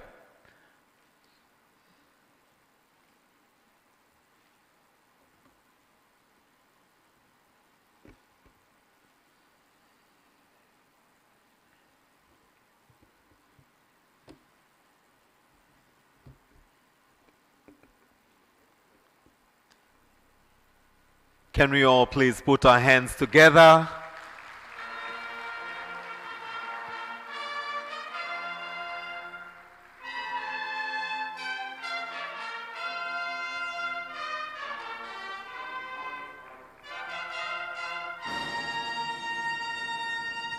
Once again, let's put our hands together for that wonderful ceremony that Her Excellency Dr. Samia Suluhu Hassan has led us to witness, the signing ceremony of the 2025 G25 African Coffee Summit that has just been signed.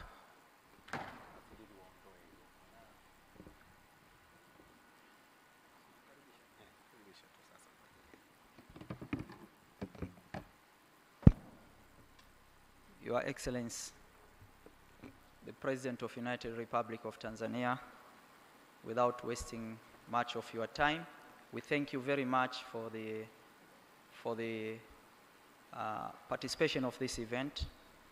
And let me take this opportunity now to welcome you. Karibu mama ili uweze kuongea na sisi. Asante sana.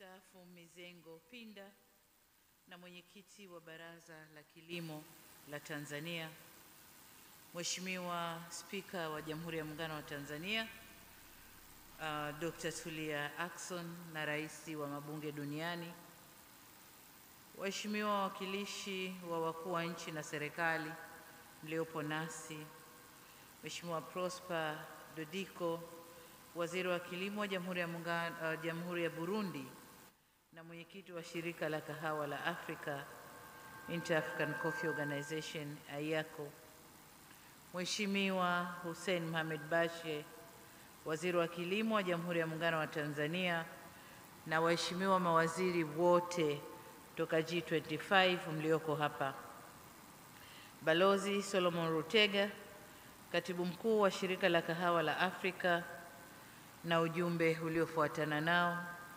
waheshimiwa wabunge wote mliopo hapa, makatibu wakuu, mkuu wa mkoa wa Dar es Salaam na wakuu wa mikoa inayozalisha kahawa hapa Tanzania mliopo nasi hapa, mabalozi na wawakilishi wa mashirika ya kimataifa, wawakilishi wa wakulima na wanaushirika wa kahawa mliopo nasi, wadau wote wa kahawa mliopo, ndugu waandishi wa habari, nataka nitambue itifaki yote iliyotambulishwa hapa, mabibi na mabwana. Nadhani ni mchana sasa, habari za mchana au bado ni asubuhi? Waheshimiwa viongozi, nafurahi sana kuwakaribisha nchini Tanzania kwa ajili ya mkutano huu wa tatu wa nchi 25 za wazalishaji wa kahawa barani Afrika, yani G25 African Coffee Summit. Nawashukuru sana kwa kuitikia mwaliko wetu kushiriki mkutano huu muhimu. Karibuni sana. Kwa namna ya pekee niwashukuru mawaziri kutoka G25 waliokutana jana na kuwa na mjadala mrefu na hatimaye kuja na declaration na azimio la Dar es Salaam kuhusu zao la kahawa. Tunawashukuru sana. Mabibi na mabwana, kusema ukweli, kahawa ni tamu sana na ni kinywaji ambacho kinatuliza akili. Kwa wale wanywaji wa kahawa kama mimi, asubuhi ukiamka kama ukupata kikombe, hujajisikia bado kama umeamka. Kwa hiyo ngoja nianze nacho kidogo.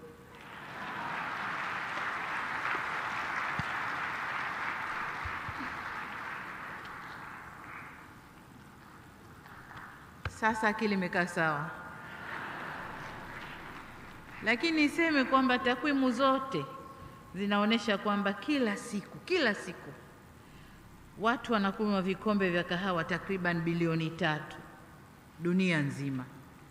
Na tunaposema vikombe, kuna vile vikombe kama hiki ambacho nimetumia hapa, kuna kikombe cha kawaida tunachokijua, lakini kwa sisi tuliofundishwa kahawa udogoni, tulifundishwa kwenye vikombe vidogo vile vya kahawa. Kwa hiyo vote ni vikombe bilioni 3 kwa siku duniani. Kati ya vikombe hivyo vipo vikombe vyenye kahawa nzuri inayozalishwa na wakulima wa Afrika, wengi wao wakiwa ni wakulima wadogo. Kwa heshima ya wakulima wa kahawa barani Afrika, naomba tusimame na tuwapigie makofi.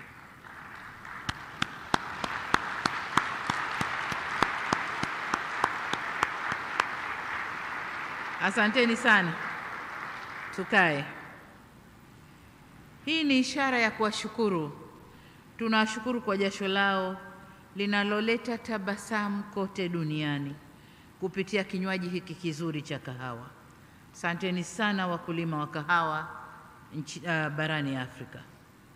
Ndugu zangu, licha ya changamoto mbalimbali zinazokabili zao hili la kahawa, lakini uhitaji wake mkubwa duniani ni fursa kubwa sana kwa bara hili ambako zao hili limegunduliwa.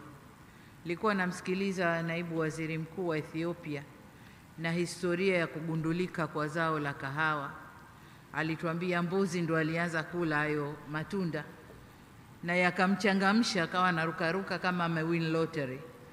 Nikasema kwa hiyo sote tumekuwa mbuzi sasa. Lakini tumshukuru yule mbuzi kwa kutugundulia kinywaji hiki kizuri. Kabla sijaingia hapa, niliingia kwenye maonyesho na nikaona kahawa inavyozalishwa, inavyoongezwa thamani na hadhi ya kahawa yetu barani Afrika sasa hivi ulimwenguni. Na niseme tu kweli kwamba uko nyuma kahawa yetu ilikuwa inakwenda ulimwenguni, inaongezwa thamani, inarudishwa kwetu, tunanunua ghali. Mpaka sasa hivi hali iko hivyo. Lakini nilichokiona kwenye maonyesho, sasa tunakwenda kushindana kwenye uzalishaji na uongezaji wa thamani, value addition ya kahawa ndani ya bara la Afrika. Nimekuta vijana wametengeneza kahawa just like tunayokunywa, ukiwa Ujerumani, ukiwa Uingereza, ukiwa wapi. Pamoja na zile nakshi ya jua kikombe zile, vijana wetu wa Kitanzania wanatengeza pale nje. Lakini kubwa zaidi, wamekuja mpaka na vile unavyoweka kwenye mashine, unakamua unapata cappuccino, viko pale nje. Kwa hiyo tumefikia mbali ndani ya Afrika. Vijana wetu sasa wanatuonesha njia, na sisi hatuna budi kuwapa nguvu na kuwapa ushirikiano wote ili waweze kuendeleza zao la kahawa. Lakini niseme pia kwamba mwezi Septemba mwaka jana nilifanya ziara mkoani Ruvuma, kusini mwa Tanzania. Nikiwa huko nilitembelea shamba la kahawa la kampuni ya Aviv, moja kati ya mashamba 50 makubwa zaidi nchini hapa Tanzania. Nikiwa shambani hapo nilishika reki na kushiriki zoezi la kuanika kahawa pamoja na wafanyakazi wa shamba hilo, na wengi wao walikuwa wanawake. Nikajua ile ni ajira ya wanawake, kwa nilikwenda kuwaunga mkono. Aidha, nilijionea mwenyewe jinsi uongezaji wa thamani unavyoweza kutoa fursa za ajira kwa vijana na wanawake wengi. Aviv walivutiwa na mazingira mazuri ya uwekezaji nchini hapa kwetu Tanzania, na sasa wanalima na kuongeza thamani zaidi ya tani 2,000 za kahawa ya Arabica, na wanaajiri watu zaidi ya 4,000 ikiwemo ajira za msimu ule, wakati wa kupanda na wakati wa kuvuna. Shamba hilo ni mfano mmoja tu kati ya mengi kwenye bara letu la Afrika wa namna uongezaji wa thamani unavyoweza kuongeza fursa za ajira kwa wanawake na vijana. Ni kwa msingi huo ninafurahi sana Tanzania kwa nchi mwenyeji wa mkutano huu wenye kauli mbiu isemayo fungua fursa za ajira kwa vijana kupitia uimarishaji wa tasnia ya kahawa barani Afrika. Lakini nilipokuwa kwenye maonyesho pia nilifika kwenye banda la mkoa wa Mara, mkuu wa mkoa na Kagera. Ni Kagera, mkuu wa mkoa yuko hapa. Na katika banda lile nimekuta program ya vijana. Tanzania tuna mradi mkubwa tunaita BBT, Build Better Tomorrow for Youth. Kwa hiyo nimekuta program kubwa ya mkuu wa mkoa, ametengeneza ardhi ya kutosha, amewapa vijana 300 kila kijana eka moja, anawapa seedlings, anawapa mbolea, amechimba visima kwa ajili ya irrigation, amewapa kila kitu. Kwa kazi ya vijana wale ni kupanda, kulea miche, kupalilia na kuja kuvuna baadaye na kufaidi matunda yale. Hii ndiyo njia ya kuwashirikisha vijana kwenye zao la kahawa. Sasa tuko tayari kufundisha nchi nyingine mpango huu wa BBT ili vijana wengi zaidi wa Kiafrika waweze kuingia kwenye uzalishaji wa zao la kahawa. Na kwa Tanzania hatuko tu kwenye kahawa, tuko kwenye mahindi, tuko kwenye sunflower, tuko kwenye asali, honey, tuko kwenye fisheries, kote, na tuko kwenye livestock. Kote BBT inafanya kazi kwa vijana. Sasa niwapongeze wote waliofanya maandalizi ya mkutano huu. Niwapongeze pia waheshimiwa mawaziri wa kilimo kutoka nchi wanachama wa IACO na secretariat ya IACO kwa kazi mnayoendelea kuifanya katika kuchochea maendeleo ya sekta ya kahawa katika nchi zetu. Waheshimiwa viongozi, pamoja na jitihada tunazozifanya kuinua sekta hii, bado kama walivyosema mawaziri mbalimbali na naibu waziri mkuu wa Ethiopia, sekta hii bado inakabiliwa na changamoto ambazo baadhi zimekwisha tajwa na wazungumzaji walionitangulia.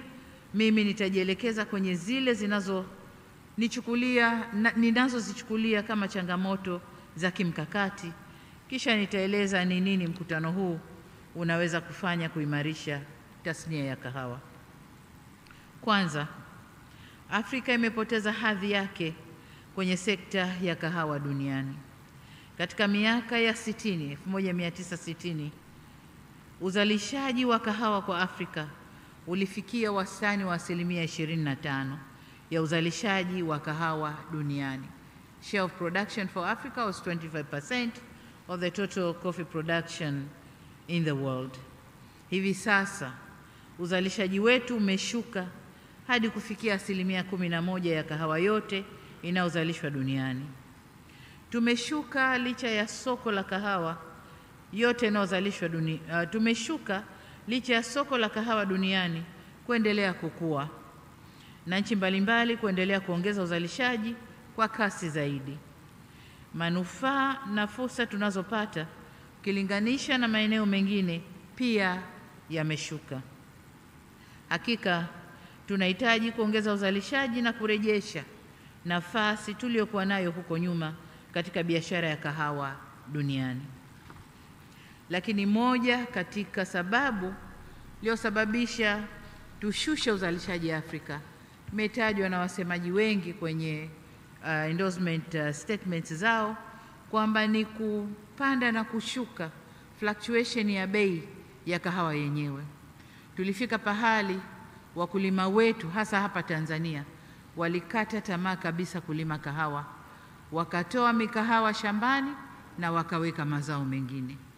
Lakini kama mlivyoona kwenye documentary, hatua mbalimbali zimechukuliwa na sasa tumerudisha wakulima kwenye zao la kahawa, na bei kama mlivyoona zimeweza kupanda, na sasa kuna furaha kubwa kwa wazalishaji wa kahawa. Changamoto ya pili ni kahawa kutoongezwa thamani barani Afrika. Tunalima, tunaiuza raw. Inakokwenda huko inaongezwa thamani, halafu tunarudishiwa very well packed, tunanunua kwa bei kubwa. Sasa hili nalo ndio la kufanyia kazi sasa hivi. Tumeanza kama nilivyosema kwenye maonyesho, tumeona kuna Tanita Coffee tayari ongeza thamani, wanapack vizuri kwenye makopo na wanauza nje. Kuna Cafe Coffee wanatengeneza vizuri, wanauza nje. Kuna maeneo kama Tatu, kuna Amza na yeye naye anapack vizuri na anauza nje.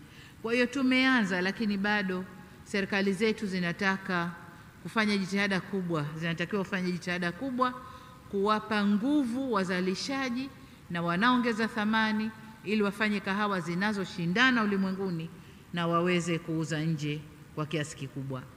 Targeti yetu kama Tanzania tumesema ifikapo mwaka 2030 angalau 20 mpaka 25 ya kahawa tunaozalisha tutakuwa tunaifanyia processing hapa ndani. Sasa hii ina athari kubwa hii ya kwamba tunauza raw kahawa nje. Tunasafirisha kazi pia za vijana wetu, kwa sababu tunaowapelekea wanakwenda kuajiri vijana wao, wanapata kazi. Sisi tunabakia tu vijana wetu wanakimbia mashamba, kwa sababu kazi ya kulea mikahawa na kuchuma kahawa, kuianika mpaka ikauke, nayo ni ngumu kabla kupata teknolojia ya kukauchia na kufanyia mambo mengine. Kwa vijana walikuwa wanakimbia mashambani.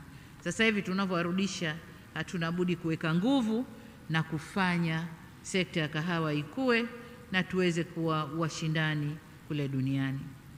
Nilisema ile ya kupeleka kahawa nje ina athari kubwa, kama alivyotukumbusha mzee wetu Rais Yoweri Museveni wa Uganda kwenye mkutano uliopita wa jukwaa hili uliofanyika Kampala, kwenye mnyororo wa thamani wa kahawa duniani unaokadiriwa kufikia dola za Marekani bilioni 500.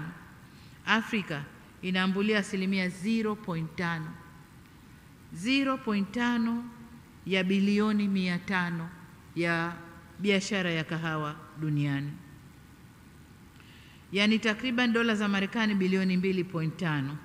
Kwa maneno mengine, zaidi ya 90% ya mapato yanayotokana na kahawa inayozalishwa katika bara la Afrika inakwenda nje ya bara letu la Afrika. Wazalishaji ni sisi, lakini faida inakwenda kwengine, na sisi tunabakia Afrika kama shamba tu, kwamba kuna watu kule wana shamba lao Afrika, kazi yetu ni kuwalimia, kuwavunia, tuwapelekee wafanye processing alafu waturudishie, kama tunavyofanya kwenye pamba na mazao mengine. Kwa hiyo hii inabidi tuitazame vizuri kama Waafrika na lazima tubadilike. Changamoto hii ni ya kimkakati. Kwa hiyo sioni namna tunaweza kutatuliwa bila maamuzi yetu na jitihada zetu za pamoja kama hivi tunavyofanya. Changamoto ya tatu ni kiwango kidogo cha biashara baina ya nchi za Afrika zenyewe. Licha ya kundi letu hili kuwa wazalishaji wakubwa wa kahawa na zaidi ya 90% ya kahawa hiyo kusafirishwa nje ya Afrika, ukweli pia ni kuwa zipo nchi kadhaa barani Afrika ambazo ni waagizaji wakubwa wa kahawa ndani ya Afrika yetu, lakini trading haifanywi kati ya nchi zetu za Kiafrika. Trading ni kwamba nchi za Afrika tunazalisha, tunapelekea matajiri, wanaongeza thamani, wana process, alafu nchi zetu za Afrika zinaagiza kutoka kule kwa wingi sana. Sasa hapo tumepoteza fursa nzuri sana ya kiuchumi ndani ya bara letu. Ni vyema tukakaa na kufikiria jinsi ya kuzalisha kahawa, kuiongezea thamani na tukauziana baina yetu. Sasa hapa kama Waafrika, lile azimio letu la biashara huru kwa Afrika, hapa lazima tusimame vizuri, tulifanyie kazi na tuweze kuuziana wenyewe ndani ya bara la Afrika. Nchi za Afrika zinazoagiza kahawa yao kutoka nchi za nje au nje ya bara la Afrika takriban magunia milioni 12.3, sawa na 12% ya kahawa yote iliyoongezewa thamani duniani. Hivyo ni dhahiri kuwa pamoja na soko la kahawa duniani naloendelea kukua, pia lipo soko zuri la kahawa iliyosindikwa katika bara letu la Afrika, ambao tunaweza tukalitumia na tukafanyiana biashara. Waheshimiwa viongozi, licha ya changamoto hizo, faraja ninayoipata ni kwamba tayari tumeanza kupiga hatua katika kukabiliana nazo. Moja, tumeanzisha jukwaa hili la wakuu wa nchi kuangazia uendelezaji wa tasnia ya kahawa, hususan katika kipindi hiki ambacho zao hili linakabiliwa na athari za mabadiliko ya tabia nchi. Pili, tumefanikiwa kuingiza zao la kahawa kwenye mazao ya kimkakati ya Umoja wa Afrika. Hizi ni hatua muhimu katika kuanza kurejesha hadhi ya Afrika kwenye tasnia ya kahawa, na huu ni mwanzo tu. Tuna mengi ya kufanya ili kweli kurudisha hadhi yetu katika uzalishaji wa zao la kahawa. Sasa katika kuendelea kukabiliana na changamoto nyinginezo, tunahitaji dira na mkakati ya kurejesha hadhi ya zao la kahawa barani Afrika. Ninaamini jukwaa hili lililoanzishwa kwa ajili ya kutuwezesha kuunganisha nguvu katika kukabiliana na changamoto zinazotukabili katika sekta ya kahawa barani Afrika ni nyenzo sahihi ya kutufikisha huko tunakotaka kwenda. Ni kwa msingi huo napendekeza tuazimie kuwa ifikapo 2035 nusu ya kahawa inayozalishwa barani Afrika iongezewe thamani hapa hapa Afrika kabla ya kuuzwa ama ndani au nje ya nchi. Pamoja na kwamba declaration imeshasainiwa, lakini hii nadhani itapata nafasi kwenye hiyo declaration.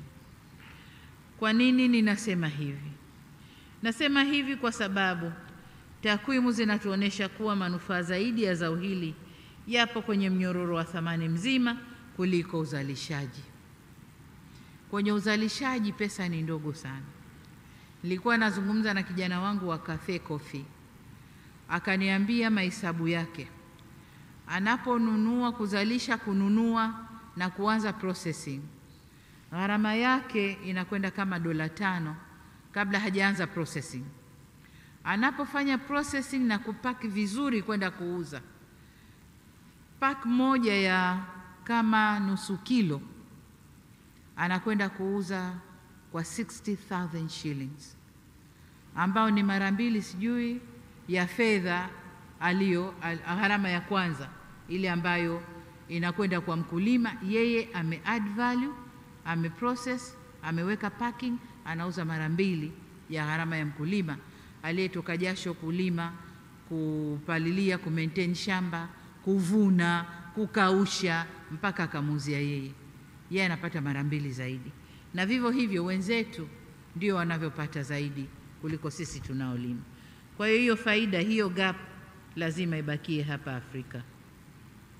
Lakini pamoja na uzalishaji wa kahawa, pamoja na kahawa iliyosindikwa, kuna bidhaa nyingine ambazo zinatokana na zao hili. Na nilipokuwa kwenye maonyesho pale, nimeona kwa mara ya kwanza Aviv wamechukua maganda ya kahawa, wameya process, na sasa sijui wanaita, kuna jina wanaita Kasmara tea kama hivi, na wanasema hiyo chai inapendwa sana huko nje. Kwa hiyo badala ya ile tulivyokuwa tukifanya maganda ya kahawa, tukisha kuvuna tunabangua, tuna process, tunauza mbegu za kahawa au zile ya mbegu za kahawa, alafu maganda tunayatupa, yanaoza, yanakuwa mbolea shambani. Sasa hivi maganda yale yale yanakuwa processed, yanakuwa byproduct nyingine ndani ya zao la kahawa. Kwa hiyo tuna kazi na tuna faida kubwa tutakapoweza kuongeza thamani vizuri kwenye zao la kahawa. Lakini tunaweza kupata pia mbolea kwa yale mabaki yatakayobaki baada ya kutoa hilo zao la chai. Lakini pia kahawa ni vipodozi. Sasa hivi ukiangalia mitandao, kila mrembo au kila mwenye kampuni ya urembo, zao la kwanza kahawa, la pili asali, la tatu maziwa. Wanasema changanya mpaka usoni, sugua mwilini, utakuwa nyororo. Kwa hiyo kahawa ni kipodozi pia. Ni kipodozi pia. Lakini wengine waliofanya research zaidi wanazalisha mpaka dawa za wadudu kutokana na mabaki ya kahawa. Pia tunaweza kupata bidhaa kama vile dawa za mbu kutokana na mabaki ya kahawa, karatasi na penseli, nikitaja kwa uchache. Pencils hizi zina wataalamu wanatengeneza kutokana na mabaki ya kahawa. Kwa hiyo tukiweza kufanya yote hayo ndani ya bara la Afrika, tutakuwa tumepiga hatua kubwa sana na tutakuwa tumefaidi na zao letu la kahawa. Kwa hiyo kuendelea kusafirisha kahawa ghafi ni kuendelea kusafirisha ajira za vijana wetu ambazo tunazihitaji sana ndani ya bara letu. Lakini pia ni kujikosesha mapato zaidi ambayo tunahitaji kwa maendeleo ya nchi zetu. Zaidi ya hapo ni kuendelea kumfanya mkulima baki kwenye ombwe la kukosa soko la uhakika. Na hii ni moja kati ya changamoto iliyozungumzwa hapa. Kwa nazungumza na waziri wa Burundi, na sasa sisi tunazalisha lakini hatuna soko la uhakika. Kahawa yetu inakuja inanunuliwa na middleman, yeye ndio anakwenda kuuza, anapata faida. Mkulima anapata pesa ndogo sana. Hili ni eneo jingine. Mnaweza mkafanya ushirika Burundi na Tanzania, mkaleta kahawa yenu Tanzania, tukaingia kwenye soko kwa pamoja, mkapanda na nyinyi kwenye bei ya mkulima. Kwa hiyo kupitia umoja wetu huu faida nyingi tu tunaweza kuzipata. Ndugu zangu, upo msemo wa kale unaosema wema huanza nyumbani. Ni vizuri tukaanza na soko la kahawa lililopo Afrika. Na hapa naona mabalozi wa UAE, naona mabalozi wa Saudia, naona mabalozi kutoka nchi mbalimbali za Kiarabu, na hawa ndio wanywaji wakubwa wa kahawa na wanaagiza kahawa nyingi kutoka nje. Kwa hiyo mabalozi, tutagonga milango yenu ili tupate soko la kahawa.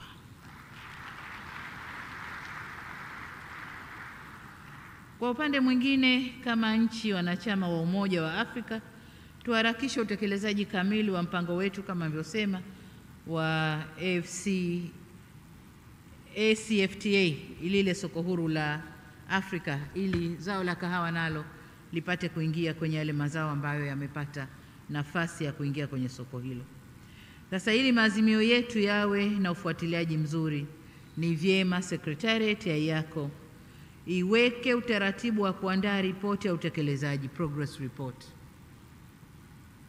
wa makubaliano tutakayoyafikia hapa Dar es Salaam. Lakini si tu ya Dar es Salaam, ya Uganda. Mwaka jana au mwaka juzi au sijui mwaka jana tumekubaliana nini na tumetekeleza nini. Azimio la Dar es Salaam, kuna number of agreements zimefikiwa hapa. Tutakapo kwenda Ethiopia 2027, lakini kabla Ethiopia kuwe na progress reports zinatoka, tunakwendaje, tunafikiaje. Hivyo ndio tutaweza kutekeleza vizuri maazimio tunayoyafikia. Vinginevyo yatakuwa ni maazimio na maazimio na pale kwenye makabati yetu hayana utekelezaji. Kwa hiyo niombe sana Secretariat ichangamke kwenye reporting, lakini evaluation and monitoring pia ya yale tuliyokubaliana. Ndugu viongozi, ni wazi kwa uwepo wa soko la uhakika utarahisisha kazi ya kuchochea uzalishaji zaidi wa kahawa. Ni muhimu yako iwe mstari wa mbele katika kufanya tafiti na kubadilishana uzoefu katika kukabili changamoto zinazoathiri uzalishaji. Kwa upande wetu, serikali ya Tanzania, sisi tunalenga kuongeza uzalishaji, kuongeza ubora na kuhakikisha kahawa yetu inaweza kushindana katika soko la kimataifa. Miongoni mwa mikakati yetu ni pamoja na kuwezesha wakulima wadogo kupata mbegu bora za miche ya kahawa na kuhimiza uboreshaji wa mashamba ya zamani.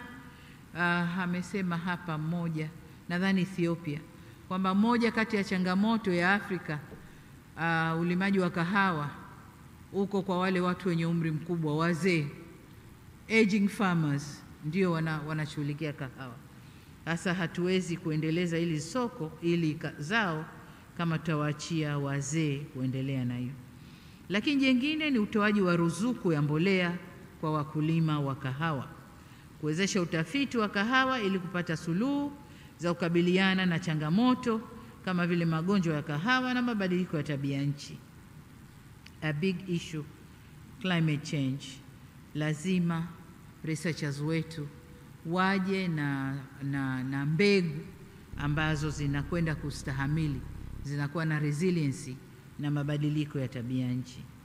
Lakini jingine ni kuimarisha utoaji wa huduma za ugani, extension farmers services, na kuhamisha au kuhamasisha masoko maalum ya kahawa endelevu. Ili tuweze kufanya yote haya, tuliongeza bajeti ya Wizara ya Kilimo mara 3 kutoka dola milioni 107.9 mwaka 2021 na sasa tuko kwenye milioni 473.3 mwaka huu uliokwisha wa 2024. Probably budget ya mwakani tunakwenda kuongeza pia budget kwenye sekta ya kilimo. Na hii yote ni kuonesha kwamba kweli kilimo ndio inashikilia uchumi wa nchi yetu, sababu ni mazao tofauti tofauti. Tuna kahawa, tuna pamba, tuna korosho, tuna mpunga, tuna mahindi. And nowadays in Tanzania we don't have cash crops na food crops, zote ni cash crops. Paka mpunga sasa Tanzania ni cash crop, mahindi ni cash crop, mbaazi, guinea peas ni cash crop, na tunapata bei nzuri kwa wakulima wetu. Waheshimiwa, safari ya kahawa ilianza barani Afrika, lakini tunaamini safari hiyo haijafika mwisho.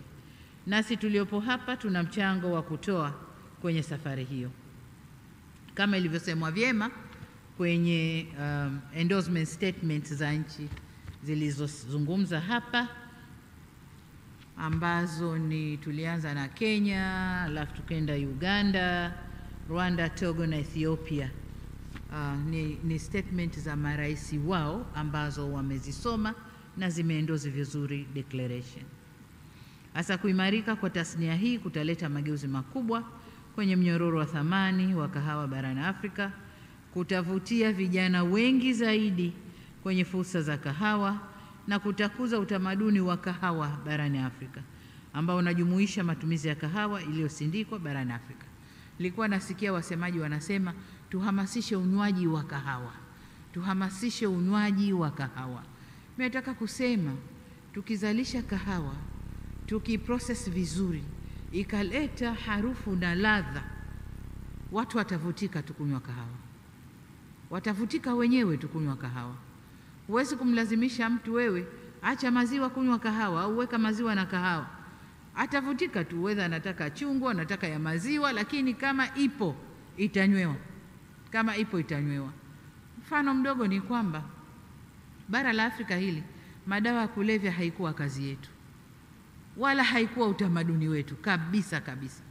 Tulikuwa tuna madawa yetu ya asili huko, mirungi, sijui nini, kungumanga, hayo ya asili huko. Lakini walipotupenyezea maheroin na makokeni, watoto wetu wametumia. Sasa as long as supply ipo, basi demand itakuwepo. Kwa na sisi kama tutazalisha kahawa na tutaifanya iwe nzuri, basi demand ya ndani itakuwepo. Kwa tuongezeni jitihada kwenye uzalishaji na kufanya liwe zao zuri na zao la kuvutia.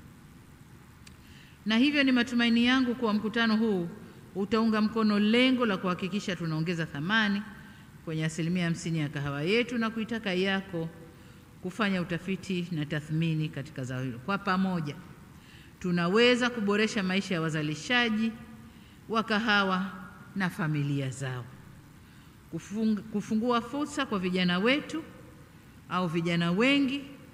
Na nataka niwaambie hapa, huko nyuma tulivyokuwa tunazalisha kahawa angalau kwa hiyo 25%, wengi tuliomo humu ndani tumekwenda shule kwa fedha ya kahawa. Wengi wetu humu ndani tulikwenda shule kwa fedha ya kahawa.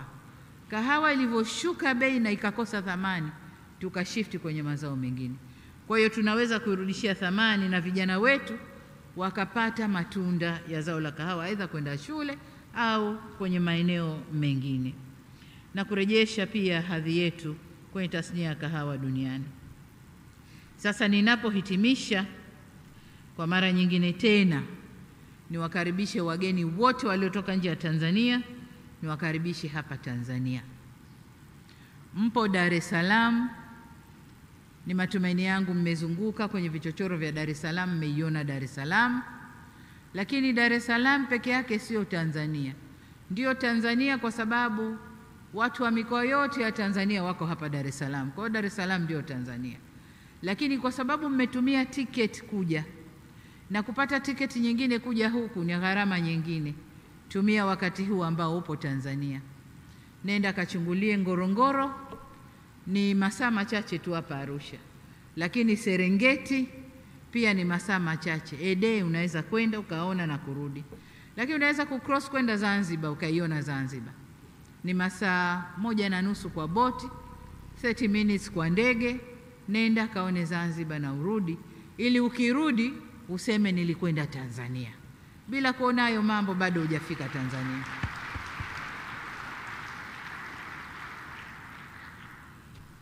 Sasa baada ya kusema hayo, niseme kwamba mkutano huu wa summit wa zao la kahawa kwa nchi 25 za Afrika sasa umefungwa rasmi, lakini niwatakie pia mkutano mwema.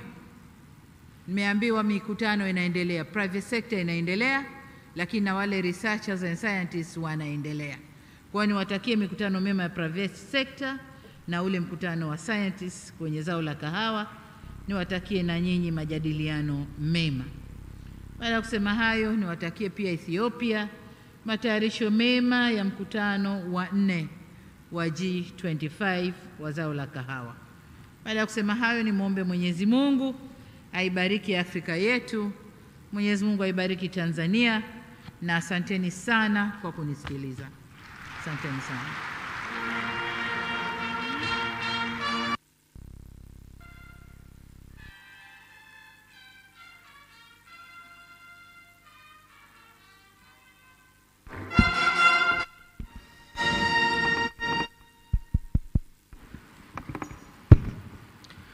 Ladies and gentlemen, another round of applause as Her Excellency exits the hall.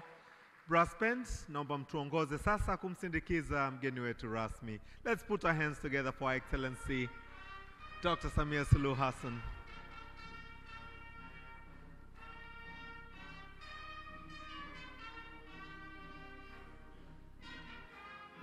Kindly let's take our seats. Let's take our seats.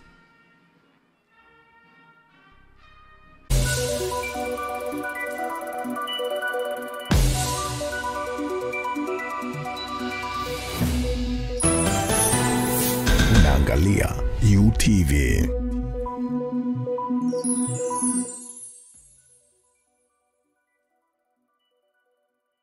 Habari njema.